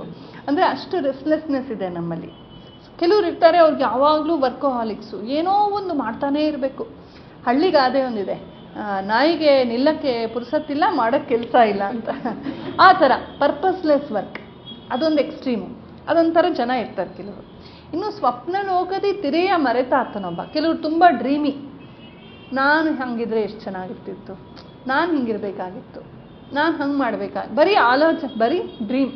ಅಂದರೆ ಏನೂ ಪ್ರಯತ್ನಶೀಲತೆ ಇರಲ್ಲ, ಸುಮ್ಮನೆ ಅಯ್ಯೋ ನಾನು ಅವ್ರ ಥರ ಮನೆ ಕಟ್ಟಿದ್ದಿದ್ರೆ, ಅವ್ರ ಥರ ಕಾರ್ ನನ್ನ ಹತ್ರ ಇದ್ದಿದ್ದಿದ್ರೆ, ನಾನು ನರೇಂದ್ರ ಮೋದಿ ಬದಲು ನಾನು ಪ್ರೈಮ್ ಮಿನಿಸ್ಟರ್ ಆಗಿದ್ದಿದ್ರೆ. ಆಲೋಚನೆ ಮಾಡೋಕ್ಕೇನು, ಡ್ರೀಮ್ ಅಷ್ಟೇ. ಅವರು ವಾಸ್ತವದಲ್ಲಿ ಇರೋದೇ ಇಲ್ಲ. ತಕ್ಷಣದ ಕರ್ತವ್ಯ ಅಲ್ಲಿ ಹಾಲು ಇಟ್ಬಿಟ್ಟಿರ್ತೀವಿ ಒಲೆ ಮೇಲೆ, ಅದು ಮರ್ತೋಗಿರುತ್ತೆ, ಇನ್ನೇನೋ ಡ್ರೀಮ್ ಮಾಡ್ತಾ ಇರ್ತೀವಿ. ಹಾಗೆ ಸ್ವಪ್ನ ಲೋಕದಿ ತಿರೆಯ ಮರೆತಾತನೊಬ್ಬ. ಇನ್ನೊಬ್ಬ ಥರ್ಡ್ ಒನ್ ಇದ್ದಾನೆ, ಸ್ವಲ್ಪ ಡೇಂಜರಸ್ ಅವನು. ತಪ್ಪು ಸರಿಗಳ ತೂಕ ಬಳಿಯ ಕುಳಿತವನೊಬ್ಬ. ಅವನಿಗೆ ತನ್ನ ಜೀವನದ ಬಗ್ಗೆ ಏನಿಲ್ಲ, ಇನ್ನೊಬ್ಬರನ್ನ ಇವನು ಇಂಥವನು, ಅವನು ಇಂಥವನು. ನಮ್ಮ ಮೀಡಿಯಾ ಇದೆಯಲ್ಲ, ಇಂಥವ್ರು ಮೀಡಿಯಾ ಸೇರಿಕೊಂಡ್ರೆ ತುಂಬ ಸಕ್ಸಸ್ಫುಲ್ ಆಗ್ತಾರೆ. ತಪ್ಪು ಸರಿಗಳ ತೂಕ ಬಳಿಯ ಕುಳಿತವನೊಬ್ಬ. ಎಲ್ಲರನ್ನೂ ಜಡ್ಜ್ ಮಾಡೋದೇ ಕೆಲಸ. ಇವ್ರ ಜಡ್ಜ್ಮೆಂಟಿಗೆ ಯಾರೂ ಬೆಲೆ ಕೊಡೋದಿಲ್ಲ. ಅವರವ್ರ ಜೀವನ ನಡ್ಕೊಂಡು ಹೋಗ್ತಾ ಇರುತ್ತೆ. ನಾವು ಜಡ್ಜ್ ಮಾಡೋದ್ರಿಂದ, ನಮ್ಮ ಒಪಿನಿಯನ್ ಹೇಳೋದ್ರಿಂದ ಏನೂ ವ್ಯತ್ಯಾಸ ಆಗಲ್ಲ. ನಮ್ಮ ಮಕ್ಕಳಿಗೆ ಹೇಳಬೇಕು, ನಮ್ಮ ಶಿಷ್ಯರಿಗೆ ಹೇಳಬೇಕು, ನಮ್ಮ ವಿದ್ಯಾರ್ಥಿಗಳಿಗೆ ನಾನು ತಿದ್ದಲೇಬೇಕು. ಅವ್ರ ಗುಣಸಂಧಿ ಬದಲು ಎಣಸಂಧಿ ಏನು ಬರೆದ್ರೆ ನಾನು ಸಂಸ್ಕೃತ ಟೀಚರಾಗಿ ತಿದ್ದಿದ್ರೆ ಹೇಗೆ? ತಿದ್ದಬೇಕಾಗತ್ತೆ. ನನ್ನ ಮಗ ಸುಳ್ಳು ಹೇಳಿದ್ರೆ, ಮೋಸ ಮಾಡಿದ್ರೆ ನಾನು ತಿದ್ದಬೇಕಾಗತ್ತೆ. ಎಲ್ಲಿ ನಮ್ಮ ಅಧಿಕಾರ ಇದೆಯೋ, ನಾನು ಚೀಫ್ ಮಿನಿಸ್ಟ್ರು, ಪ್ರೈಮ್ ಮಿನಿಸ್ಟ್ರು, ಜಡ್ಜೋ, ಲಾಯರೋ, ಮುಖ್ಯವಾದ ಡಿಸೈಸಿವ್ ಪೊಸಿಷನ್, ನಿರ್ಣಯಾತ್ಮಕವಾದ ಒಂದು ಪದವಿಯಲ್ಲಿದ್ದರೆ ಆಗ ನನ್ನ ಕರ್ತವ್ಯ ಆಗುತ್ತೆ ತಿದ್ದೋದು, ಜಡ್ಜ್ ಮಾಡೋದು. ಅದು ಬಿಟ್ಟರೆ ಸುಮ್ಮನೆ ಯಾಕೆ ಜಡ್ಜ್ ಮಾಡಬೇಕು? ಎಲ್ಲರೂ ಜಡ್ಜ್ ಮಾಡ್ತೀವಿ. ಅದೊಂದು ಬಗೆಯ ಮೈಂಡ್ಸೆಟ್ಟು. ತಪ್ಪು ಸರಿಗಳ ತೂಕ ಕುಳಿತವನೊಬ್ಬ. ಬೆಪ್ಪನಾರ್ ಮೂವರಲ್ಲಿ ಮಂಕುತಿಮ್ಮ. 3 ಜನ ಬೆಪ್ಪರೆ, 3 ಜನ ಟೈಮ್ ವೇಸ್ಟ್ ಮಾಡ್ತಾ ಇದ್ದಾರೆ ಅಂತ. ಎಲ್ಲರ ಜೊತೆ ಬದುಕಬೇಕು ಸಂತೋಷವಾಗಿ, ಆದರೆ ಫೋಕಸ್ ಇಲ್ಲಿರಬೇಕಾಗತ್ತೆ. ಏಕೆಂದರೆ ಇಲ್ಲಿಂದಲೇ ಜಗತ್ತು ಇರೋದು. ಇಲ್ಲಿ ಸರಿ ಹೋದರೆ ಜಗತ್ತೆಲ್ಲ ಸರಿ ಹೋಗುತ್ತೆ. ನಮ್ಮ ಪೂಜ್ಯ ಸ್ವಾಮಿ ಹರ್ಷಾನಂದಜಿ ಯಾವಾಗಲೂ ಒಂದು ಉದಾಹರಣೆ ಹೇಳೋರು. ಒಬ್ಬರು ಟೀಚರು ಮಕ್ಕಳಿಗೆಲ್ಲ ಜಿಗ್ಸಾ ಪಜಲ್ ಕೊಟ್ಲಂತೆ. ಜಿಗ್ಸಾ ಪಜಲ್ ಗೊತ್ತಲ್ಲ, ಕೊಟ್ಲಂತೆ. ಎಲ್ಲರೂ ಮಾಡ್ರಪ್ಪ ಅಂತ. ವರ್ಲ್ಡ್ ಮ್ಯಾಪ್ ಇತ್ತಂತೆ. ಅದು ಮಕ್ಕಳೆಲ್ಲ ಜೋಡಿಸ್ತಾ ಇದ್ರು. ಸ್ವಲ್ಪ ಟೈಮ್ ತೊಗೊಳುತ್ತಲ್ಲ ವರ್ಲ್ಡ್ ಮ್ಯಾಪು, ಎಲ್ಲ ಜೋಡಿಸ್ತಾ ಇದ್ರು. ಒಂದು ಮಗು ಮಾತ್ರ 5 ನಿಮಿಷದಲ್ಲಿ ಮಾಡ್ಕೊಂಬಂದ್ಬಿಡ್ತಂತೆ. ಪುಟ್ಟ ಇಷ್ಟು ಬೇಗ ಹೆಂಗೋ ಮಾಡಿದೆ, ಇಷ್ಟು ಗೊತ್ತಾ ನಿಮಗೆ ವರ್ಲ್ಡ್ ಮ್ಯಾಪ್? ನಂಗೆ ವರ್ಲ್ಡ್ ಮ್ಯಾಪ್ ಗೊತ್ತಿಲ್ಲ, ಅದೇ ಹಿಂದ್ಗಡೆ ನೋಡ್ಕೊಂಡು ಮಾಡಿದೆ. ಹಿಂದ್ಗಡೆ ಒಬ್ಬ ಮನುಷ್ಯನ ಚಿತ್ರ ಇತ್ತಂತೆ. ಅದನ್ನೆಲ್ಲ ನಾನು ಸರಿಯಾಗಿ ಜೋಡಿಸ್ಬಿಟ್ಟೆ, ವರ್ಲ್ಡ್ ಮ್ಯಾಪು ಬಂದ್ಬಿಡ್ತು ಅಂತ. ಎಷ್ಟು ಚೆನ್ನಾಗಿದೆ ನೋಡಿ. ನಾವು ಸರಿ ಹೋದರೆ ಪ್ರಪಂಚ ಸರಿ ಹೋಗುತ್ತೆ. ಹಾಗಾಗಿ ಇಲ್ಲಿ ಸರಿ ಮಾಡಿಕೊಳ್ಳದೆ ನಾವು ತುಂಬ ವರ್ಕೋಹಾಲಿಕ್ ಆದರೂ, ತುಂಬ ಡ್ರೀಮಿ ಆದರೂ, ತುಂಬ ಜಡ್ಜ್ಮೆಂಟಲ್ ಆದರೂ ನಾವು ಬೆಪ್ಪರು ಅಷ್ಟೇ. ಅದರಿಂದ ಏನೂ ಆಗೋದಿಲ್ಲ ಅಂತ ಒಂದು ಒಳ್ಳೆಯ ಸಂದೇಶ. ಇನ್ನು ಹೇಳ್ತಾರೆ, ಜೀವನವದೊಂದು ಕಲೆ. ನನಗೆ ತುಂಬ ಇಷ್ಟವಾದ ಪದ್ಯ ಇದು. ಜೀವನವದೊಂದು ಕಲೆ, ಕಲೆಯ ಕಲಿಸುವುದೆಂತು, ಸಾವಿರದ ನಿಯಮ ಯುಕ್ತಿಗಳ ನೊರೆದೊಡೆಯುಂ, ಆವುದೋ ಕುಶಲತೆಯದೊಂದಿರದೆ ಜಯವಿರದು, ಆ ವಿವರ ನಿನ್ನೊಳಗೆ ಮಂಕುತಿಮ್ಮ. ಜೀವನ ಅನ್ನೋದು ಒಂದು ಆರ್ಟ್, ಕಲೆ. ಕಲೆ ಅಂದರೆ ಅದು ಕ್ರಿಯೇಟಿವ್. ಅದು ಪ್ರತಿ ಕ್ಷಣವೂ ಕ್ರಿಯೇಟಿವ್. ಅದಕ್ಕೆ ಕಲೆ ಅಂತ ಹೇಳೋದು. ಒಂಥರ ಒಂದೇ ಥರ ಮೊನೋಟನಸ್ ಆಗಿ ಹೋಗಲ್ಲ ಕಲೆ. ಈಗ ನಾವು ಇದು ಕಲ್ಯಾಣಿ ರಾಗ ಅಂತ ಹೇಳ್ಕೊಟ್ಟಿರ್ತೀವಿ, ಆದರೂ ಅದನ್ನು ಪ್ರಯೋಗಿಸುವಾಗ ಅದು ಏನೋ ಗಮಕ, ಅದೇನೋ ಒಂದು ಭಾವ ತುಂಬಿಕೊಂಡು ಪ್ರತಿ ಸಲ ಹೊಸ ಹೊಸ ಥರ ಹಾಡಬೇಕು ತಾನೇ. ಅದು ಮೊನೋಟನಸ್ ಇರೋದಿಲ್ಲ. ಸೊ ಕಲೆ ಅನ್ನೋದೊಂದು ಕ್ರಿಯೇಟಿವ್ ಥಿಂಗ್. ಜೀವನನೂ ಹಾಗೆ. ಪ್ರತಿ ಕ್ಷಣವೂ ಒಬ್ಬೊಬ್ಬರೊಂದಿಗೂ ಒಂದೊಂದು ಸಂಬಂಧ, ಒಂದೊಂದು ಸಂದರ್ಭ ನಮ್ಮನ್ನು ಹೊಸದಾಗಿ ಆಲೋಚನೆ ಮಾಡೋ ಹಾಗೆ ಮಾಡುತ್ತೆ. ಜೀವನವದೊಂದು ಕಲೆ, ಕಲೆಯ ಕಲಿಸುವುದೆಂತು, ಸಾವಿರದ ನಿಯಮ ಯುಕ್ತಿಗಳ ನೊರೆದೊಡೆಯುಂ. ಒಬ್ಬನ ಕೂಡಿಸ್ಕೊಂಡು ಸಂಗೀತ ಕಲಿಸ್ಬೋದು ನಾವು. ನೋಡಪ್ಪ, ಇದು ಕಲ್ಯಾಣಿ ರಾಗ, ಷಡ್ಜ, ಚತುಶ್ರುತಿ ರಿಷಭ, ಅಂತರಗಂಧಾರ, ಪ್ರತಿ ಮಧ್ಯಮ, ಥಿಯರಿ ಹೇಳ್ಬೋದು. ಅವ್ರಿಗೆ ಹಿಂಗೆ ನೋಡ್ತಾ ಇರ್ತಾರೆ, ಏನೋ ಹೇಳ್ತಿದ್ದಾರಲ್ಲಪ್ಪ. ಸ್ವಲ್ಪ ಕಲಿತವ್ರಿಗೆ ಸ್ವಲ್ಪ ಅರ್ಥ ಆಗುತ್ತೆ. ಹಾಡು ಹೇಳ್ಕೊಡ್ಬೋದು, ತಿದ್ಬೋದು, ಮಾಡ್ಬೋದು. ಸಾವಿರದ ನಿಯಮ ಯುಕ್ತಿಗಳ ನೊರೆದೊಡೆಯುಂ, ಯಾವುದೋ ಕುಶಲತೆಯದೊಂದಿರದೆ. ಅವ್ರಿಗೊಂದು ಶ್ರುತಿ ಜ್ಞಾನ ಲಯ ಜ್ಞಾನ ಸ್ವಲ್ಪ ಇಲ್ಲದೆ ಹೋದರೆ ಆ ಫ್ಯಾಕಲ್ಟಿ ಎಲ್ಲರಲ್ಲಿ ಇಟ್ಟಿರಲ್ಲ. ಈ ಬ್ರಹ್ಮ ಒಂಥರ ವಿಚಿತ್ರ ಅಲ್ವಾ, ಯಾರಲ್ಲೋ ಇಟ್ಬಿಡ್ತಾನೆ, ಯಾರಲ್ಲೋ ಇಟ್ಟಿರಲ್ಲ. ಹಾಗೆ ಯಾರಲ್ಲೋ ಆ ಶ್ರುತಿ ಲಯಗಳ ಜ್ಞಾನ ಭಾವ ರಸ ತುಂಬಿರ್ತಾನೆ. ಆ ವಿವರ ನಿನ್ನೊಳಗೆ ಮಂಕುತಿಮ್ಮ. ಅದಿಲ್ಲದೆ ಹೋದರೆ ನಾವು ಎಷ್ಟು ಸಂಗೀತ ಕಲಿಸಿದ್ರೂ ಅವ್ರಿಗೆ ಬರೋದಿಲ್ಲ. ಅವರಿಂದ ಒಳಗಡೆಯಿಂದ ಬರಬೇಕು. ಈಗ ನಾವು ಎಷ್ಟೇ ನೀರು ಹಾಕಿದ್ರೂ ಆ ಬೀಜ ಸ್ವೀಕರಿಸ್ಬೇಕಲ್ವಾ. ಈಗ ನಾನು ಎಷ್ಟೇ ಅಡುಗೆ ಮಾಡಿ ಹಾಕ್ತೀನಿ ಅಂದರೂ ತಿನ್ನೋರಿಗೆ ಅದು ಬೇಕಾಗಿರ್ಬೇಕಲ್ವಾ. ಹಾಗೆ ಸೊ ಕೇವಲ ನಾವು ಕಲಿಸಿ ನಿಯಮಯುಕ್ತಿಗಳನ್ನು ಕಲಿಸ್ಬಿಟ್ಟು ಎಲ್ರಿಗೂ ಜೀವನ ಕಲಿಸೋಕ್ಕಾಗಲ್ಲ. ಪ್ರತಿಯೊಬ್ಬರು ತಾವೇ ಆ ವಿವರವನ್ನು ತಿಳ್ಕೊಳ್ಬೇಕಾಗತ್ತೆ. ಕಲೆಯನ್ನು ಆರ್ಟನ್ನು ಹೆಂಗೆ ತಿಳ್ಕೊಳ್ತೀವೋ ಹಾಗೆ ಜೀವನವನ್ನು ಅವರವರೇ ಒಳಗಡೆಯಿಂದ ತಿಳ್ಕೊಳ್ಬೇಕಾಗತ್ತೆ. ಆ ಸ್ಪೇಸನ್ನು ನಾವು ಮಕ್ಕಳಿಗೆ ಕೊಡಬೇಕಾಗತ್ತೆ. ಎಲ್ಲ ಸ್ಟ್ರಕ್ಚರ್ ಮಾಡಿಬಿಟ್ಟು ಹಿಂಗೆ ಇರು ಹಂಗಾಗೋದಿಲ್ಲ. ಒಂದಷ್ಟು ಸ್ಟ್ರಕ್ಚರ್ಸ್ ಬೇಕು, ಒಂದು ಮಟ್ಟಕ್ಕೆ ಬೇಕು. ಅವರು ಬೆಳೆಯೋವರೆಗೂ ಬೇಲಿ ಕಟ್ಟಬೇಕಾಗತ್ತೆ. ಆಮೇಲೆ ಅವರು ತಮ್ಮ ರೀತಿಯಲ್ಲೇ ವೆಂಚರ್ ಔಟ್ ಮಾಡಬೇಕಾಗತ್ತೆ.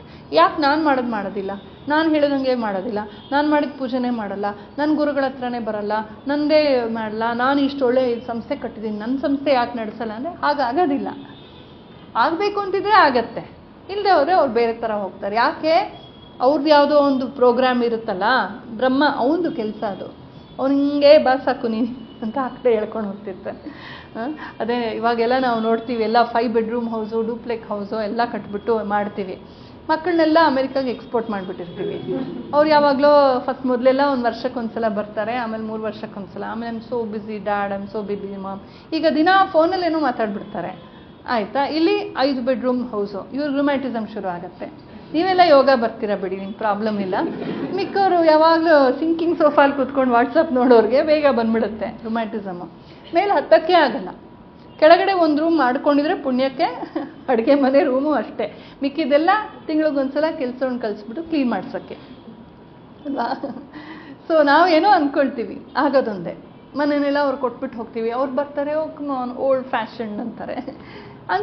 It's not their mistake. Pack off ಮಾಡಿದ್ದು ನಾವೇ ತಾನೇ ಅಮೇರಿಕಕ್ಕೆ.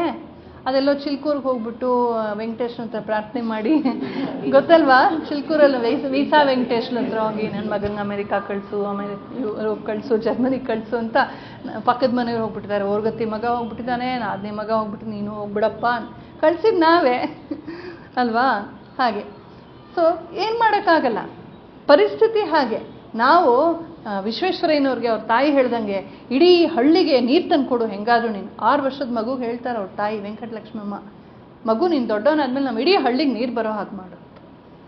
ಬರೀ ಮುದ್ದೇನಹಳ್ಳಿಗಲ್ಲ, ಚಿಕ್ಕಬಳ್ಳಾಪುರಕ್ಕಲ್ಲ, ಕರ್ನಾಟಕ ಇಡೀ ಭಾರತಕ್ಕೆ ಅಷ್ಟೇ ಅಲ್ಲ, ಯುರೋಪಲ್ಲಿ ಅಮೇರಿಕದಲ್ಲಿ ಎಷ್ಟೆಷ್ಟು ಕಡೆ ಅವರು ಪ್ರಾಜೆಕ್ಟ್ಸ್ ಮಾಡಿದ್ವಿ. 1000 ಮಿಲಿಯನ್ ಗಟ್ಟಲೆ ಜನರಿಗೆ ನೀರು ಕೊಡಿಸೋದು. ತಾಯಿ ವಿಷನ್ ಕೊಟ್ಟರು, ಭುವನೇಶ್ವರಿ ತಾಯಿ ವಿಷನ್ ಕೊಟ್ಲು ನರೇಂದ್ರನ್ಗೆ ಅಲ್ವಾ. ವಿಷನ್ ಕೊಡಬೇಕು ನಾವು ಮಕ್ಕಳಿಗೆ, ಈ ಭಾರತವನ್ನು ಬೆಳೆಸಪ್ಪ ಅಂತ. ನಾನು ಒಂದು ಕನಸನ್ನು ಎಲ್ಲ ಕಡೆ ಶೇರ್ ಮಾಡ್ತಿರ್ತೀನಿ, ನಿಮಗೂ ಹೇಳ್ತೀನಿ.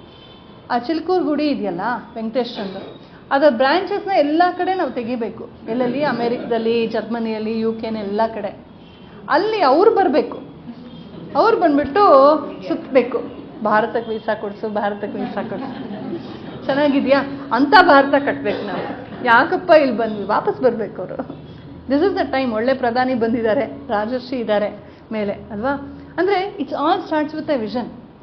ದೇಶಕ್ಕಾಗಿ, ಧರ್ಮಕ್ಕಾಗಿ, ಒಂದು ಆದರ್ಶಕ್ಕಾಗಿ, ಸತ್ಯಕ್ಕಾಗಿ, ತಪಸ್ಸಿಗಾಗಿ, ಸಾಕ್ಷಾತ್ಕಾರಕ್ಕಾಗಿ, ಬ್ರಹ್ಮಜ್ಞಾನಕ್ಕಾಗಿ ಅಥವಾ ಪರಿಸರಕ್ಕಾಗಿ ಯಾವುದಕ್ಕಾದರೂ ಒಂದು ಡ್ರೀಮ್ ಇಟ್ಕೊಂಡು ಶುರು ಮಾಡಿದ್ರೆ ನಾವು ಜೀವನನ, ಅದಕ್ಕೆ ತಕ್ಕಂತೆ ಬೆಳೆಯುತ್ತೆ ಜೀವನ ಅಲ್ವಾ. ಆದರೆ ನಾವು we are chasing somebody's dream. America set ಮಾಡ್ತು, ಅಮೇರಿಕಾ ತುಂಬ ಬುದ್ಧಿವಂತರು, ಅಲ್ಲಿ ಸ್ಕಿಲ್ನ, ಅಲ್ಲಿ ಏನೋ ಎಲ್ಲ ಅಷ್ಟಕ್ಕಷ್ಟೇ ಜನರು. ಅಲ್ಲೊಂದು ಜೋಕ್ ಇದೆಯಂತೆ, ನಾನು ಹೋದ ವರ್ಷ ಅಲ್ಲಿ ಹೋಗಿದ್ದೆ, ಹಾಗೆ ಹೇಳ್ತಾ ಇದ್ರು, ಮಕ್ಕಳಿಗೆ ಹೇಳ್ತಾ ಅಂತೆ ತಾಯಂದ್ರು, ನೀನು ಸರಿಯಾಗಿ ಓದಿ ಡಿಗ್ರಿ ತೊಗೊಂಡು ಕೆಲಸ ಮಾಡ್ಕೊಳ್ದೆ ಹೋದರೆ Indian will snatch away your job ಅಂತ. ಹಾಗೆ ಆ್ಯಾವ್ರೇಜ್ ಅವ್ರಿಗೆ ಏನು ಮಾಡಿದ್ರು ನಡೆಯುತ್ತೆ ಜೀವನದಲ್ಲಿ. ಬಟ್ ಏನಂದರೆ ಅವರೊಂದು ಡ್ರೀಮ್ನ ಸೆಟ್ ಮಾಡಿದ್ರು. 1960s ಶುರು ಮಾಡಿದ್ರು, ಹಾಲಿವುಡ್ ಮೂಲಕ ಒಂದು dream, American dream, destination America ಅಂತ. ಏನೋ ಅಲ್ಲಿ ಹೋಗ್ಬಿಟ್ರೆ ಹೆಚ್ಚು ಇದು ಅಂತ. ಅನುಕೂಲ ಇದೆ, ಇಲ್ಲ ಅಂತ ಹೇಳಲ್ಲ, $ಗಿಲ್ಲರ್ ಸಿಕ್ಕತ್ತೆ, ಸ್ವಲ್ಪ ಅನುಕೂಲಗಳಿದೆ, ಇಲ್ಲ ಅಂತಲ್ಲ. But let us build a dream. ವಿವೇಕಾನಂದರು ಡ್ರೀಮ್ ಬಿಲ್ಡ್ ಮಾಡಿದ್ರೋ ಇಲ್ವಾ? ಹೇಳಿ ಎದ್ದೇಳಿ ಅಂತ ಕೋಟಿಗಟ್ಟಲೆ ಜನ ದೇಶಕ್ಕಾಗಿ ಹೇಗೆ ಒಂದು ಪೇಟ್ರಿಯಾಟಿಸಮ್ ಬಂತು ಅಲ್ವಾ, ಆ ಥರದ it all starts with A dream. ಅದು ನಮ್ಮೊಳಗೆ ಇರುತ್ತೆ, ಅದನ್ನು ಪೋಷಿಸ್ಬೋದಷ್ಟೆ. ಹಾಗಾಗಿ ಆ ವಿವರ ಅವರವರೊಳಗೆ ಇರುತ್ತೆ ಅಂತ ಹೇಳ್ತಾರೆ. ಇನ್ನು ಹೇಳ್ತಾರೆ, ಇದೆಲ್ಲ ಯಾಕಿದೆ ದೇವ ಮಂದಿರ ಭಜನೆ, ಇದೆಲ್ಲ ದೇವ ಮಂದಿರ ಭಜನೆ ಪೂಜೆ ಪ್ರಸಾದಗಳು ಜೀವನದ ಅಲಂಕಾರ ಮನಸ್ಸಿನ ಉದ್ಧಾರ ಭಾವವಂ ಕ್ಷುಲ್ಲ ಜಗದಿಂಬಿಡಿಸಿ ಮೇಲೊಯ್ಯುವುದಾವುದಾದೊಡ ಮಳಿತು ಮಂಕುತಿಮ್ಮ. ನಮ್ಮ ಭಾವ ಅಂದರೆ ನಮ್ಮ ಮನಸ್ಸಿದೆಯಲ್ಲ, ಇದು ಕ್ಷುಲ್ಲಕವಾದ ವಿಚಾರಗಳನ್ನ ಅಂಟ್ಕೊಂಡಿರುತ್ತೆ. ಸುಮ್ಮನೆ ಇದ್ಬಿಟ್ರೆ ಆ ಪಕ್ಕದ ಮನೆಯವರ ಹುಡುಗಿ ಏನೋ ನಡೀತಿತ್ತಲ್ಲ, ಏನಾಯ್ತಪ್ಪ ಅಂತ ಯೋಚನೆ ಮಾಡುತ್ತೆ. ಅಥವಾ ಇನ್ನೇನೋ ಯಾವುದೋ ನ್ಯೂಸಲ್ಲಿ ಬ್ರೇಕಿಂಗ್ ನ್ಯೂಸ್ ನೋಡ್ತಾನೆ, ಬ್ರೋಕನ್ ನ್ಯೂಸ್ನ ಬ್ರೇಕಿಂಗ್ ಅಂದು ಇಡೀ ದಿನ ನೋಡ್ತಿರ್ತೀವಿ, ಅದು ಯಾವುದೋ ತಲೆಯಲ್ಲಿ ಕೆಲಸ ಮಾಡ್ತಿರುತ್ತೆ.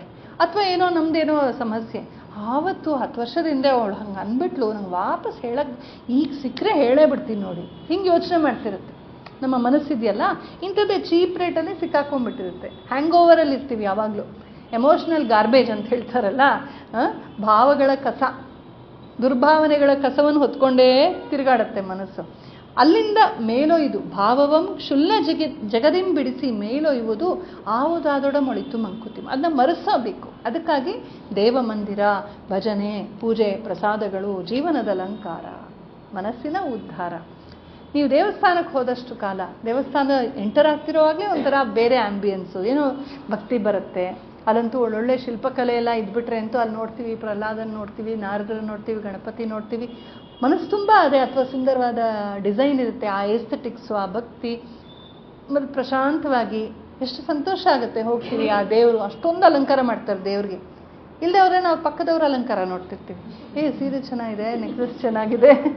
ಅದಕ್ಕೆ ನಾವೆಲ್ಲರ ಗಮನವನ್ನು ಸೆಳೆಯೋ ಥರ ದೇವ್ರಿಗೆ ಅಷ್ಟೊಂದು ಅಲಂಕಾರ ಮಾಡಿಟ್ಬಿಡ್ತಾರೆ ಅಲ್ವಾ. ಧೂಪ ದೀಪ ಗಂಧ ನಮ್ಮ ಪಂಚೇಂದ್ರಿಯಗಳನ್ನು ಸೆಳೆಯುತ್ತೆ ನೋಡಿ. ಕಣ್ಣನ್ನು ದೇವರ ವಿಗ್ರಹ ಸೆಳೆಯುತ್ತೆ. ಇನ್ನು ಒಳ್ಳೆ ಕರ್ಪೂರ ಊದ್ಕಡ್ಡಿ ಅದು ಇದು ಸುವಾಸನೆ ನಮ್ಮ ಮೂಗನ ಸೆಳೆಯುತ್ತೆ.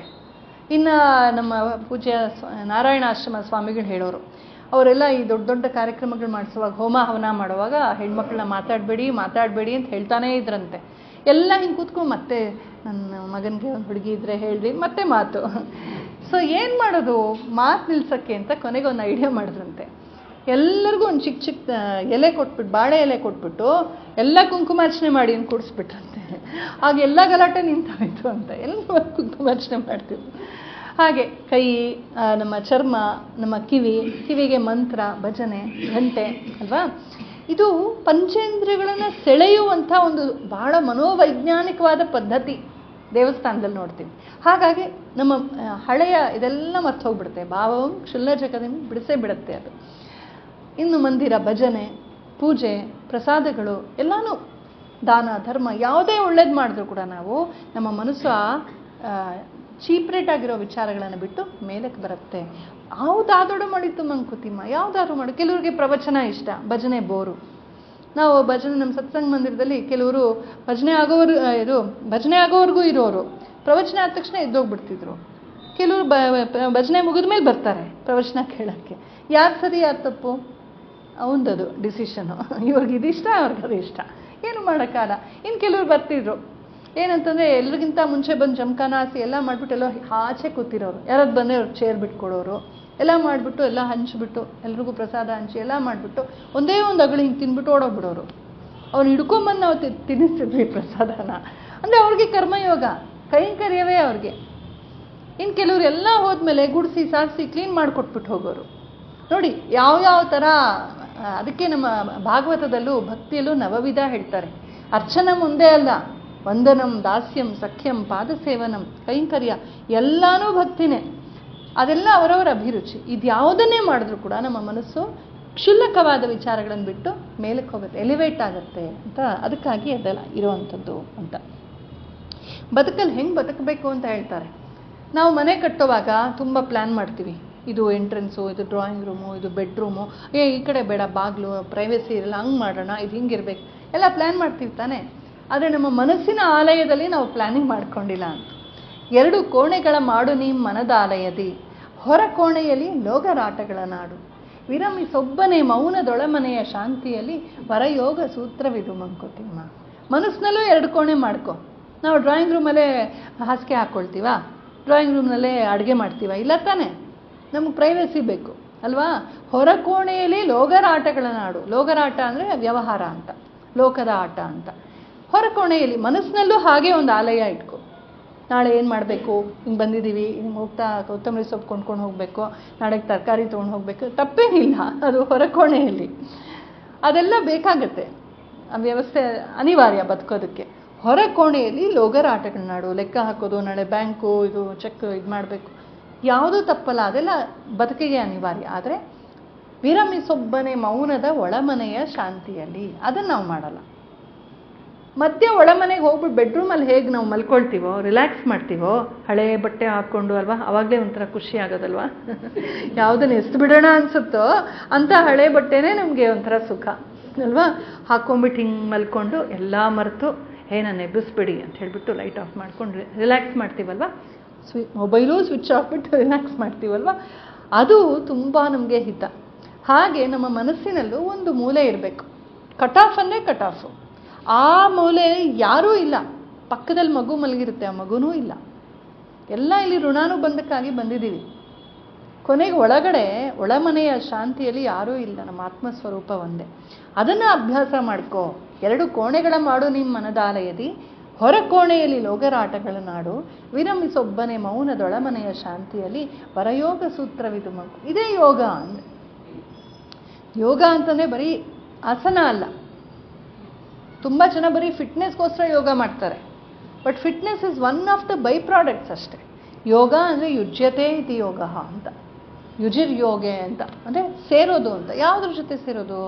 ನಮ್ಮೊಂದಿಗೆ ನಾವು ಸೇರೋದು. ನಾವು ನಮ್ಮಿಂದ ಬೇರ್ಪಟ್ಬಿಟ್ಟಿದ್ದೀವಿ. We are away from ourselves. ನಮಗೆ ಗೊತ್ತಿಲ್ಲ, ಎಲ್ಲೆಲ್ಲೋ ಅಲ್ಲಾಡ್ಬಿಟ್ಟಿದ್ದೀವಿ. ಇಲ್ಲಿದ್ದೀವಿ ಬಟ್ ಎಲ್ಲೋ ಅಲ್ಲಾಡ್ತಾ ಇದ್ದೀವಿ ನಾವು. ನಮ್ಮಲ್ಲಿ ನಾವು ವಾಪಸ್ ಸೇರೋದಕ್ಕಾಗಿ ಯೋಗ ಇರೋದು. ಉಸಿರಾಟ ನೀವು ಇಲ್ಲಿ ಮುಂಚೆ ಉಸಿರಾಡ್ತಿರ್ಲಿಲ್ವಾ, ಇಲ್ಲಿ ಬರೋ ಮುಂಚೆ? ಆದರೆ ಉಸಿರಾಟ ಹೆಂಗೆ ಮಾಡ್ತಿದ್ದೀವಿ ಅಂತ ಗಮನಿಸಿರ್ಲಿಲ್ಲ ನಾವು.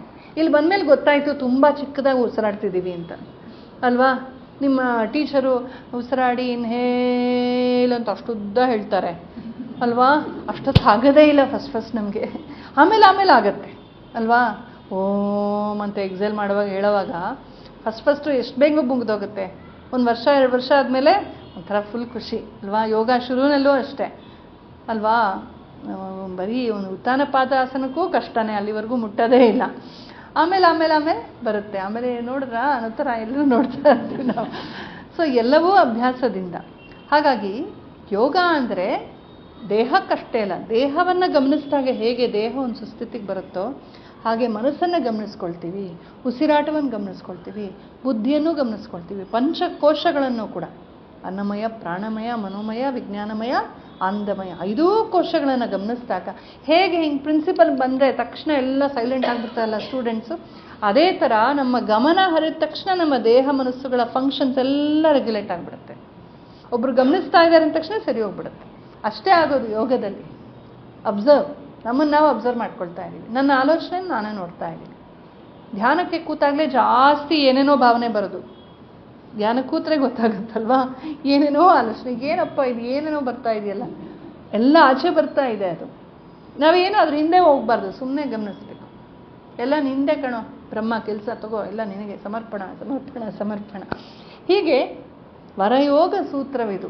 ಆ ಟೈಮ್ ಪರ್ಸ್ನಲ್ ಗ್ಯಾಪ್ ಅಂತ ಏನಿದೆ, ಆ ಪರ್ಸ್ನಲ್ ಗ್ಯಾಪ್ ಒಳಗೆ ಗಂಡನಿಗೆ ಹೆಂಡತಿನೂ ಇಲ್ಲ, ಮಕ್ಕಳು ಇಲ್ಲ, ಮೊಮ್ಮಕ್ಕಳು ಇಲ್ಲ, ಯಾರೂ ಇಲ್ಲ. ನಾವು ನಮ್ಮ ಆತ್ಮಸ್ವರೂಪ, ನಾವೇ ನಮ್ಮ ಆತ್ಮಸ್ವರೂಪ. ಸೊ ಆ ಪರ್ಸ್ನಲ್ ಗ್ಯಾಪ್ ಏನಿದೆ ಅಲ್ಲಿ ನಾವು ಆಗಾಗ ಹೋಗಿ ವಿಶ್ರಮಿಸ್ಕೋಬೇಕು. ಬ್ಯಾಟ್ರಿ ರೀಚಾರ್ಜ್ ಆಗ್ತೀವಿ. ಆ ಬ್ಯಾಟ್ರಿ ರೀಚಾರ್ಜ್ ಆಗಿ ಬಂದಾಗ ನಾವು ಬದುಕುವಾಗ ತುಂಬ ಚೆನ್ನಾಗಿ ಬದುಕ್ತೀವಿ, ಫ್ರೆಶ್ ಆಗಿರ್ತೀವಿ.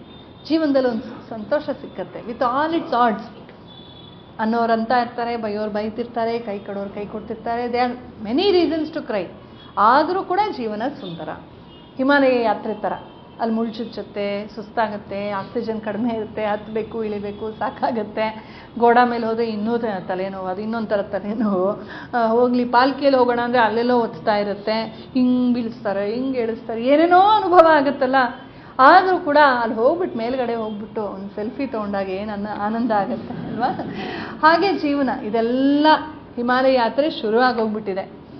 ಅಲ್ಲಿ ಜಾರೋದು, ಇಲ್ಲಿ ಕಾಲು ನೋವಾಗೋದು, ಸುಸ್ತಾಗೋದು, ಎದುರು ಬರೋದು ಎಲ್ಲ ಅನಿವಾರ್ಯ. ಜಾರ್ತಾರೆ, ಬೀಳ್ತಾರೆ. ನಾನು ಮೊನ್ನೆ ತಾನೇ ಹಿಮಾಲಯ ಯಾತ್ರೆಯಿಂದ ಬಂದೆ, ಅದಕ್ಕೆ ಬರ್ತಾ ಇದೆ. ಹಾಗೆ ಆದರೆ ಲೈಫ್ ಇಸ್ ಫೈನ್. ಹಂಗೆ ಅನ್ನಿಸ್ಬೇಕು ಅಂದರೆ ಆಗಾಗ ನಾವು ಅಂತರ್ಮುಖವಾಗಿ ವಿರಮಿಸೊಬ್ಬನೇ ಮೌನದ ಒಳಮನೆಯ ಶಾಂತಿಯಲ್ಲಿ. ವಾರಕ್ಕೊಂದು ಮೌನ, ತಿಂಗಳಿಗೊಂದು ಮೌನ ಅಂತೆಲ್ಲ ಮಾಡೋರು. ಏಕಾದಶಿ ಅಂದರೆ ಮೌನನೂ ಇತ್ತು, ಈಗ ತೆಗೆದಾಕ್ಬಿಟ್ಟಿದ್ದೀವಿ ನಾವು ಏಕಾದಶಿಯಿಂದ. ನಮ್ಮ ಮೌನ ಇಷ್ಟ ಇಲ್ವಲ್ಲ, ಅದಕ್ಕೆ ತೆಗೆದಾಕ್ಬಿಟ್ಟಿದ್ದೀವಿ. ಏಕಾದಶಿ ಅಥವಾ ಸೋಮವಾರದ ವ್ರತ ಅಂದರೆ ಮೌನ ಅದರಲ್ಲಿ ಅನಿವಾರ್ಯವಾದ ಭಾಗ. ಇವತ್ತಿಗೂ ನೀವು ಉತ್ತರ ಭಾರತಕ್ಕೆ ಹೋದರೆ ತುಂಬ ಜನ ಆದ್ಮೇಲೆ ಸೋಮವಾರ ಅಂತಂದರೆ ಮೌನ ಕೂಡ ಇದ್ದೇ ಇರುತ್ತೆ ಅವ್ರದ್ದು. ಈ ಥರ ಎಲ್ಲ ಇತ್ತು. ಯಾಕೆ? ಹೊರಗಡೆ ಮೌನವಾದಾಗ ಒಳಗಡೆ ಕೂಡ ಒಂದು ಮಟ್ಟಕ್ಕೆ ಅವತ್ತಾದ್ರೂ ಸ್ವಲ್ಪ, ಆದರೂ ನಾವು ಕಥಕಳಿ ಮಾಡ್ತಿರ್ತೀವಿ, ಮನಸ್ಸು ಮೌನವಾಗಿಲ್ಲ ಅಂತ ಅರ್ಥ. ಒಟ್ಟಿನಲ್ಲಿ ಬ್ಯಾಟ್ರಿ ರೀಚಾರ್ಜ್ ಆದಾಗ ನಾವು ಸಂತೋಷವಾಗಿ ಬದುಕ್ತೀವಿ. ಕೊನೆಯ ಒಂದು ಪದ್ಯ ಹೇಳಿ ಮುಗಿಸ್ತೀವಿ. ಅವ್ರು ಹೇಳ್ತಾರೆ, ನಗುವು ಸಹಜದ ಧರ್ಮ, ನಗಿಸುವುದು ಪರಧರ್ಮ, ನಗುವ ಕೇಳುತ್ತ ನಗುವುದು ಅತಿಶಯದ ಧರ್ಮ, ನಗುವ ನಗಿಸುವ ನಗಿಸಿ ನಗುತ್ತ ಬಾಳುವ ವರವ ಮಿಗೆ ನೀನು ಬೇಡಿಕೊಳ್ಳೋ ಮಂಕುತಿಮ್ಮ. ನಮ್ಮ ಸಹಜ ಧರ್ಮ ಏನೋ ನಗೋದು. ನಾವು ಸುಮ್ಮನೆ ನಮ್ಮ ಪಾಡಿಗೆ ನಮ್ಮಿದ್ರೆ ನಮಗೆ ಗೊತ್ತಿಲ್ಲದೆ ನಗ್ತಾ ಇರ್ತೀವಿ, ಆನಂದವಾಗಿರ್ತೀವಿ, ಮರ್ತಿದ್ದೀವಿ ಅಷ್ಟೇ. ಅದಕ್ಕೆ ಯೋಗ ಕ್ಲಾಸಲ್ಲಿ ಸ್ಮೈಲ್ ಇರಲಿ ಅಂತೆಲ್ಲ ಹೇಳ್ತಾರೆ. ನಮ್ಮ ಸಹಜ ಗುಣ ನಗೋದು. ಪುಟ್ಟು ಪಾಪು ತೊಟ್ಲಲ್ಲಿ ಮಲಗಿರುತ್ತಲ್ಲ, ಎಷ್ಟೊಂದು ಕಿಲಕಿಲ ನಗುತ್ತೆ. ಏನಕ್ಕೆ ನಗತ್ತದು? ಕಿತ್ತೋಗಿರೋ ಒಂದು ಪ್ಲಾಸ್ಟಿಕ್ ತುಂಡು ಹಿಂಗಿಟ್ರೆ ಕಿಲ ನಗುತ್ತೆ. ನಮ್ಗೆ ಅಷ್ಟೊಂದು ಐಶ್ವರ್ಯ ಆಸ್ತಿ ಮಾಡ್ಕೊಂಡು ಬೆನ್ಸ್ ಕಾರಲ್ಲಿ ಹೋಗ್ತಿರ್ತೀವಿ, ಸೀರಿಯಸ್ ಕೂತಿರ್ತೀವಿ. ನಮ್ಮ ಸಹಜ ಗುಣವನ್ನು ಮರ್ತಿದ್ದೀವಿ. ಅದು ಸಹಜ ಗುಣ. ಅದು ನಗುವ ಸಹಜದ ಧರ್ಮ, ತುಂಬ ದೊಡ್ಡದು. ಅಷ್ಟನ್ನು ತಿಳ್ಕೊಂಡ್ರೇ ಜೀವನ ಚೆನ್ನಾಗಾಗ್ಬಿಡುತ್ತೆ. To be always smiling. ನನ್ನ ಮಕ್ಕಳ ಜೊತೆ ಎಲ್ಲ ಮಾತಾಡುವಾಗ ಹೇಳ್ತೀನಿ, ಇವಾಗ ಇಷ್ಟು, ಅದರಲ್ಲೂ ಹೈಸ್ಕೂಲ್ ಮಕ್ಕಳು, PUC ಮಕ್ಕಳು, ಅಬ್ಬಾ ಅದು ಬ್ರಹ್ಮಚಾರಿ ಶತಮರ್ಕಟ ಅಂತ ಆ ವಯಸ್ಸದು. ಒಂಥರ ಮಕ್ಕಳು ಮುಗಿದು ಈಗ ದೊಡ್ಡವರಾಗ್ತಿದ್ದಾರೆ. ಆ PUC ಹ್ಯಾಂಡಲ್ ಮಾಡಿದ್ದೀನಿ ನಾನು. ತುಂಬ ಕಷ್ಟ ಆ ವಯಸ್ಸಲ್ಲಿ. ಏನು ಅವರಲ್ಲಿ ಎನರ್ಜಿ ಇರುತ್ತೆ, ಸಂತೋಷ ಇರುತ್ತೆ ಅಂದರೆ ಸುಮ್ಮನೆ ಇರೋಕ್ಕಾಗಲ್ಲ. ಸ್ಪ್ರಿಂಗ್ ಇರುತ್ತೆ ಎಲ್ರಿಗೂ ಕೆಳಗೆ, ಕುಣಿತಾನೇ ಇರ್ತಾರೆ. ಅವ್ರಿಗೆ ಹೇಳ್ತಾ ಇರ್ತೀನಿ ನಾನು, ಇದೇ ಸಂತೋಷ ನಿಮ್ಗೆ ಮುಂದೆ ಕೂಡ ಜೀವನದಲ್ಲಿ ಕೊನೆಯವರೆಗೂ ಇದ್ದರೆ ಯು ಹ್ಯಾವ್ ಒನ್ ಅಂತ. ಆಮೇಲೆ ಹಾಗೆ ಬಾಡ್ತಾ ಹೋಗ್ಬಿಡುತ್ತೆ. PUCನಲ್ಲೇ ಎಕ್ಸಾಮ್ ಬಂದ ತಕ್ಷಣ ಬಾಡೋಗ್ಬಿಡುತ್ತೆ ಬಿಡಿ. ಸೊ ನಗುವ ಸಹಜದ ಧರ್ಮ. ಮುಂದೆ ಹೇಳ್ತಾರೆ, ನಗಿಸುವುದು ಪರಧರ್ಮ. ನಾವು ಸಂತೋಷವಾಗಿರೋದು ಒಂದಾದರೆ, ನಗಿಸುವುದು ಅಂದರೆ ಜೋಕ್ ಹೇಳೋದು ಅಂತಲ್ಲ, ಇನ್ನೊಬ್ರಿಗೆ ಸಂತೋಷ ಕೊಡುವಂಥದ್ದು. ಇನ್ನು ದುಃಖದಲ್ಲಿರ್ತಾರೆ, ಒಂದು ಒಳ್ಳೆ ಅಡ್ವೈಸ್ ಕೊಡೋದು, ಸಹಾಯ ಮಾಡೋದು, ಏನೋ ತನುಮನ ಧನದಿಂದ ಸಹಾಯ ಕೊಟ್ಟಾಗ ಇನ್ನೊಬ್ರು ಯಾರೋ ಸಂತೋಷ ಪಡ್ತಾರೋ. ಯಾರಿಗೋ ಫೀಸ್ ಕಟ್ಟೋಕ್ಕಲ್ಲ, ಫೀಸ್ ಕಟ್ಬೋದು. ಇನ್ಯಾರೋ ಮೆಡಿಕಲ್ ಹೆಲ್ಪ್ ಬೇಕು, ಮತ್ತೊಂದು ಯಾರಿಗೋ ಏನೋ ಒಂದು ಸಹಾಯ ಮಾಡ್ಬೋದು. ಇಷ್ಟು ದೊಡ್ಡ ಬೆಂಗಳೂರಿನಲ್ಲಿ ಎಷ್ಟು ಥರ ಕೆಲಸಗಳಾಗ್ತಿವೆ ಅಲ್ವಾ? ಎಷ್ಟು ಈ ಥರ ಯೋಗ ಕ್ಲಾಸಸ್ ನಡೆಯುತ್ತೆ, ಸಾಹಿತ್ಯ ಕೂಟಗಳು ನಡೆಯುತ್ತೆ, ಕಾವ್ಯ ಕೂಟ ನಡೆಯುತ್ತೆ, ಭಜನೆಗಳು ಯಾವುದಾದ್ರೂ ಪರವಾಗಿಲ್ಲ, ನಮ್ಗೆ ಯಾವ್ದು ಇಷ್ಟನೋ. ಒಬ್ಬನೊಬ್ರು ಆಡ್ಕೋಬಾರ್ದು. ಅದೇನೋ ಭಜನೆ ಅಂತೆ, ರಾಮರಾಮ ಏನು ಸಿಕ್ಕತ್ತೆ ಅದರಲ್ಲಿ, ನೀವು ಒಳ್ಳೆ ವೇದಾಂತದ ಪ್ರವಚನ ಕೇಳಬೇಕಪ್ಪ ಅಂತ ಅವರು ಅದೇನೋ ಒಣ ಪ್ರವಚನ, ಒಣ ತರ್ಕ, ಒಂದು ಭಜನೆ ಮಾಡಬೇಕಪ್ಪ ಅಂತ ಅವರು. ಅದನ್ನೇ ಬಿಟ್ಬಿಡ್ಬೇಕು ನಾವು. ಎಲ್ಲರಿಗೂ ಅವ್ರವ್ರಿಗೆ ಏನೇನು ಸೆಟ್ ಆಗುತ್ತೆ ಅದನ್ನು ಭಗವಂತ ಹೇಳ್ಕೊಟ್ಬಿಟ್ಟಿರ್ತಾನೆ. ಹಾಗಾಗಿ ಎಲ್ಲಿ ನಾವು ಫಿಟ್ ಆಗ್ತೀವೋ ಅಲ್ಲಿ ಹೋಗಿ ಅವ್ರಿಗೆ ನಾವು ಸಂತೋಷ ಕೊಡಬೇಕು, ಅನುಕೂಲ ಮಾಡಿಕೊಡ್ಬೇಕು. ಯಾರೋ ಒಬ್ರಿಗೆ ಅಗತ್ಯ ಇದೆಯಾ, ತಕ್ಷಣ ಅಗತ್ಯವನ್ನು ಪೂರೈಸಿದ್ರೆ ಅವ್ರಿಗೊಂದು ಸಂತೋಷ ಆಗತ್ತಲ್ಲ, ಅದು ಪರಧರ್ಮ. ಇನ್ನೊಂದು ಹೇಳ್ತಾರೆ, ನಗುವ ಕೇಳುತ್ತಾ ನಗುವುದು ಅತಿಶಯದ ಧರ್ಮ ಅಂತ. ಇನ್ನೊಬ್ಬರ ಸಂತೋಷವನ್ನು ನೋಡಿ ನಾವು ಸಂತೋಷ ಪಡೆದಿದೆಯಲ್ಲ, ಅದು ಅತಿಶಯದ, ಅದು ತುಂಬ ಕಷ್ಟ ಅಂತ.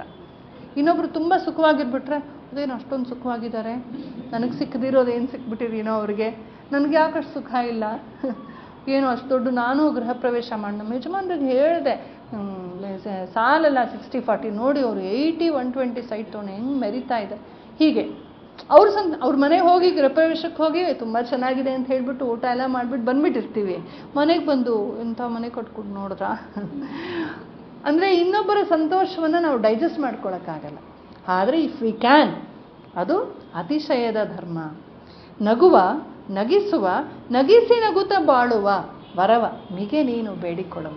ಹಾಗಾಗಿ ನಾವೇನಾದ್ರು ವರ ಬೇಡ್ಕೊಳ್ಳೋ ಹಾಗಿದ್ರೆ ಪ್ರಾವಿಷನ್ ಲಿಸ್ಟ್ ಥರ ಇದು ಕೊಡು, ಅದು ಕೊಡು ಎಲ್ಲ ಕೊಡ್ತಾನೆ ದೇವರು. ತಿರುಪತಿ ತಿಮ್ಮಪ್ಪನಿಗೆ ಏನು ಕೊಡ್ತಾನೆ. ಆದರೆ ಅದೊಂಥರ ಪ್ಯಾಕೇಜ್, ಅದು ಬೈ 1 get 1 ಫ್ರೀ ಥರ. ಸುಖ ಜೊತೆ ದುಃಖನೂ ಇರುತ್ತೆ, ಎಲ್ಲ ಕೊಡ್ತಾನೆ ಅವನು. ಹಾಗಾಗಿ ಅದನ್ನು ಮರಿಬಾರ್ದು ನಾವು. ಮೇಂಟೆನೆನ್ಸ್ ಪ್ರಾಬ್ಲಮ್ಮು, ಅದನ್ನು ಕಾಪಾಡ್ಕೊಳ್ಳೋ ಪ್ರಾಬ್ಲಮ್ಮು, ಅದು ಮುರಿದೋಗುತ್ತೆ, ಕೈ ಕೊಡುತ್ತೆ, ಇದು ಇದ್ದೇ ಇರುತ್ತೆ. ಹಾಗಾಗಿ ಏನನ್ನು ಬೇಡ್ಕೋಬೇಕು? ನಗುವ, ನಾನು ನಗುತ್ತಾ ಇರೋ ಹಾಗೆ ಮಾಡಪ್ಪ, ನಗಿಸುವ, 10 ಜನರಿಗೆ ಸಂತೋಷ ಕೊಡುವಂತೆ ಮಾಡಪ್ಪ, ಮತ್ತು ಇನ್ನೊಬ್ಬರು ಸಂತೋಷವನ್ನು ನೋಡಿ ನಾನು ಸಂತೋಷ ಪಡೋ ಹಾಗೆ ಮಾಡಪ್ಪ ಅಂತನವ ವರವ ಮಿಗೆ ನೀನು ಬೇಡಿಕೊಳ್ಳೋ ಮಂಕುತಿಮ್ಮ. ಇಂಥ ವರವನ್ನು ಬೇಡ್ಕೋ, ಸದಾ ಸಂತೋಷವಾಗಿರು. ಏಕೆಂದರೆ ಕೃಷ್ಣ ಹೇಳ್ತಾನೆ ಭಗವದ್ಗೀತೆಯಲ್ಲಿ, ಸಂತುಷ್ಟ ಸತತಂ ಯೋಗಿ ಏನ ಕೇಚನ ಚ ಸಂತುಷ್ಟ. ಯಾರು ಯೋಗಿ? ಸಂತುಷ್ಟ ಸತತಂ ಸಮ್ಯಕ್ ತುಷ್ಟ. ಒಳಗಡೆಯಿಂದ ನಾವು ಖುಷಿಯಾಗಿರೋದನ್ನು ಕಲ್ತ್ಕೊಂಡ್ಬಿಟ್ರೆ ನಾವು ಸದಾ ಖುಷಿಯನ್ನೇ ಹಂಚ್ತಾ ಇರ್ತೀವಿ. ಇಲ್ಲೇ ಇರೋದು, ಹೊರಗಡೆ ಏನೂ ಇಲ್ಲ, ಹೊರಗಡೆ ಸಂದರ್ಭಗಳಷ್ಟೇ. ಆದರೆ ಆನಂದ ಆಗೋದು ಇಲ್ಲಿಂದಲೇ. ಆ ಆನಂದವನ್ನು ನಾವು ಕಂಡ್ಕೊಂಡ್ಬಿಟ್ರೆ ಆ ಪರಮಾತ್ಮ ಏನಾದರೂ ಒಂದು ಸ್ವಲ್ಪ ಸ್ಕ್ರೂ ಟೈಟ್ ಮಾಡಿ ಒಳಗಡೆಯಿಂದ ಅದು ತಿಳ್ಕೊಳ್ಳೋ ಒಂದು ಶಕ್ತಿ ಕೊಟ್ಬಿಟ್ರೆ ನಾವು ನಿಜಕ್ಕೂ ಬುದ್ಧನಂತೆ, ವಿವೇಕಾನಂದರಂತೆ, ರಾಮನಂತೆ, ಕೃಷ್ಣನಂತೆ, ಮಹಾತ್ಮರಂತೆ ಸದಾ ಇನ್ನೊಬ್ಬರಿಗೆ ಸಂತೋಷವನ್ನು ಕೊಡುವಂಥ ಸ್ಥಿತಿನಲ್ಲಿರ್ತೀವಿ. ನಮ್ಮ ದುಃಖ ನಮಗೆ ಮರ್ತೋಗುತ್ತೆ. ಯಾರು ಸುಖಿ ಅಂದರೆ ಇನ್ನೊಬ್ಬರ ಸುಖದಲ್ಲಿ ಸುಖಿಸುವ ನಿಜವಾದ ಸುಖಿ. ಇನ್ನೊಬ್ಬರಿಗೆ ಸಂತೋಷ ಕೊಡೋದು ತುಂಬ ದೊಡ್ಡ ಆನಂದ. ಅದು ಮಾಡಿದವ್ರಿಗೆ ಮಾತ್ರ ಗೊತ್ತಾಗುತ್ತೆ. ಹಾಗಾಗಿ ಅಂಥ ಒಳ್ಳೊಳ್ಳೆ ಮೌಲ್ಯಗಳನ್ನು ಹೇಳುತ್ತೆ ಮಂಕುತಿಮ್ಮ ಕಗ್ಗ. ನಾನು ಸುಮಾರು ಬರ್ಕೊಂಬಂದೆ. ನನಗೊಂದಿಷ್ಟು ಬೈ ಹಾರ್ಟ್. ಏಕೆ ನಮ್ಮಪ್ಪ ಹಗಲು ರಾತ್ರಿ ಹೇಳೋರು. ಒಂದು 300 ಮೇಲೆ ಕಗ್ಗ, 350 400 ಎಷ್ಟು ಕಗ್ಗ ಬಾಯಲ್ಲಿತ್ತು ಅವ್ರಿಗೆ. ಅವ್ರು ಯಾವಾಗಲೂ ಮನೆಯಲ್ಲಿ ಹೇಳ್ತಾ ಇದ್ರು. ಕೇಳಿ ಕೇಳಿ ಒಂದಿಷ್ಟು ಬಂದಿತ್ತು. ಹಾಗಾಗಿ ಆದರೆ ಆ ಲಿಸ್ಟಲ್ಲಿ ಒಂದು 10% ಮುಗ್ಸೋಕ್ಕಾಗಲಿಲ್ಲ. ಅಷ್ಟು ಚೆನ್ನಾಗಿದೆ ಕಗ್ಗ. ದಯವಿಟ್ಟು ಕಗ್ಗದ ಪದ್ಯಗಳನ್ನು ಬೈಹಾಟ್ ಮಾಡಿ ಮಕ್ಕಳಿಗೆ ಕಲಿಸಿ. ಚಿಕ್ಕ ಮಕ್ಕಳಿಗೆ ನಾನು ನನ್ನ ಮಗನ ಕಲಿಸಿದ್ದೀನಿ. ಚಿಕ್ಕವರು ಇವಾಗಲೇ ಕಲಿಸ್ಬಿಡಿ, ದೊಡ್ಡವರಾದ್ಮೇಲೆ ಕಲಿಯಲ್ಲ, ಆಯಿತಾ? ಟೈಮ್ ಇರಲ್ಲ ಅವ್ರಿಗೆ. ಹಾಗಾಗಿ ಚೆನ್ನಾಗಿ ಕಗ್ಗದ ಪದ್ಯಗಳನ್ನು ಕಲಿತು ಇಂಥ ಸೊಗಸಾದ ಸಾಹಿತ್ಯ, ಅದ್ಭುತವಾದ ಸಾಹಿತ್ಯ, ಎಷ್ಟು ಭಾವಪೂರ್ಣವಾಗಿ, ಎಷ್ಟು ವಿಚಾರಪೂರ್ಣವಾಗಿ, ಎಷ್ಟು ಒಂದು ಚಿಕ್ಕ ಚಿಕ್ಕ ಪದಗಳಲ್ಲಿ ಅಲ್ಲಲ್ಲಿ ಹ್ಯೂಮರ್ ಇದೆ, ತಿವಿತಾ ಇದೆ. ಇಂಥ ಒಳ್ಳೆ ವಿಚಾರಗಳನ್ನು ಎಷ್ಟು ಚೆನ್ನಾಗಿ ಎಣೆದುಕೊಟ್ಟಿದ್ದಾರೆ. ನಿಜಕ್ಕೂ ಡಿ ವಿ ಗುಂಡಪ್ಪನವರು ಒಂದು ದಾರ್ಶನಿಕ ಕವಿ. ಬರೀ ಕವಿ ಅಲ್ಲ, ದಾರ್ಶನಿಕ ಕವಿ. Is a visionary poet. ಋಷಿಯವರು, ಅಭಿನವ ಋಷಿ. ಜೀವನನೂ ಹಾಗೆ ಬದುಕೋದು. ಅವ್ರಿಗೆ ಎಷ್ಟೋ ಚೆಕ್ಗಳು ಬಂದಿತ್ತು. ಅವ್ರು ಸತ್ತಾಗ ನೋಡ್ತಾರೆ ಅವ್ರ ಪೆಟ್ಟಿಗೆನ ಎಲ್ಲ ಹಾಗೆ ಇತ್ತು, ಒಂದೂ ಎನ್ಕ್ಯಾಶ್ ಮಾಡಿರಲಿಲ್ಲ. ಇದು ನನ್ನ ಸರಸ್ವತಿಗೆ ಬಂದಿದ್ದು, ನನಗಲ್ಲ ಅಂಥೇಳಿ ಒಂದನ್ನೂ ಅವ್ರು ಎನ್ಕ್ಯಾಶ್ ಮಾಡ್ಕೊಳ್ಳಿಲ್ಲ. ಕೊನೆಯ ದಿನಗಳಲ್ಲೂ ಕೂಡ ಪಾಪ ಸಾಲ ತಗೊಂಡು ಸಕ್ಕರೆ ತರ್ತಾಯಿದ್ರು ಮನೆಗೆ. ಆ ಥರ ಬದುಕಿದಂಥವ್ರು. ಹಾಗಾಗಿ ತುಂಬ ನಿರ್ಲಿಪ್ತವಾಗಿ ಬದುಕಿ ಆ ಬದುಕಿನ ಅನುಭವದ ಬೆಳಕಿನಲ್ಲಿ ಸದಾ ಬೆಳಕನ್ನೇ ಚೆಲ್ತಾ ಇರುತ್ತೆ ಅಂತ ಕಗ್ಗದ ಕೆಲವೇ ಇನ್ಪುಟ್ ನೋಟಗಳನ್ನು ನಾವು ಮಾಡಿದ್ದೀವಿ. ಮುಂದೆ ಕೂಡ ಹೀಗೆ ಇದನ್ನ ಏನೋ ಮಾಡ್ತೀವಿ. ಮಕ್ಕಳೆಲ್ಲ ಇದ್ದಾರೆ, ಸಂತೋಷ. ನೀವೆಲ್ಲ ಬಯಾನ್ ಮಾಡಬೇಕು. ಅದಕ್ಕೆ ಮುಂದಿನ ಸಲ ಇದೊಂದು ಪದ್ಯ ಹೇಳ್ಬೇಕು. ಹೇಳ್ತಾರಾ? ಹಾಗೆ ಮಕ್ಕಳ ಮೂಲಕ ಇದು ನಮಗೆ ಹರಡೋಣಾಗಲಿ ಅಂತ ಹೇಳ್ತಾ ಈ ಅವಕಾಶಕ್ಕಾಗಿ ಯೋಗ ಇಂಥ ಯೋಗವನ್ನು ಕೊಟ್ಟಂತ ನಮ್ಮ ಭಾರತ್ ಮಾತೆಗೆ. ಕನ್ನಡ ಸಾಹಿತ್ಯದಲ್ಲಿ ಇಬ್ಬರು ತಿಮ್ಮ ಇದ್ದಾರೆ. ಒಂದು ಮಂಕುತಿಮ್ಮ, ಇನ್ನೊಂದು ಬೀಚಿಯವರ ತಿಮ್ಮ. ಬೀಚಿಯವರ ತಿಮ್ಮ ಗಂಭೀರವಾಗಿರ್ತಕ್ಕಂಥ ವಿಷಯವನ್ನ ಹಾಸ್ಯಮಯವಾಗಿ ಹೇಳೋದು ಫೇಮಸ್.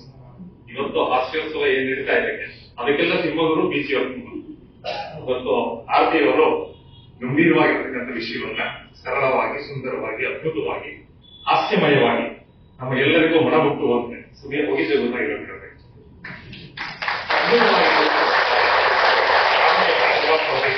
ಅವರಿಗೆ ಹೃತ್ಪೂರ್ವಕವಾಗಿರ್ತಕ್ಕಂಥ ಧನ್ಯವಾದಗಳನ್ನು ಸಮರ್ಪಿಸ್ತಾ ಇದ್ದೇವೆ. ನಮ್ಮ ಸಂಸ್ಥೆಯ ಚಾರ್ಟೆಡ್ ಅಕೌಂಟೆಂಟ್ ಮಂಜುನಾಥ್ ಅವರು ಮತ್ತೆ ಅವರ ಶ್ರೀಮತಿಯವರು ಇಲ್ಲಿದ್ದಾರೆ. ದಯಮಾಡಿ ಇಲ್ಲಿ ವೇದಿಕೆಗೆ ಬರಬೇಕು. ನಮ್ಮ ಆರತಿಯವರಿಗೆ ಒಂದು ನೆನಪಿನ ಕಿರುಕಾಣಿಕೆಯನ್ನು ಕೊಡಬೇಕು ಅಂತ ಹೇಳ್ತೇನೆ.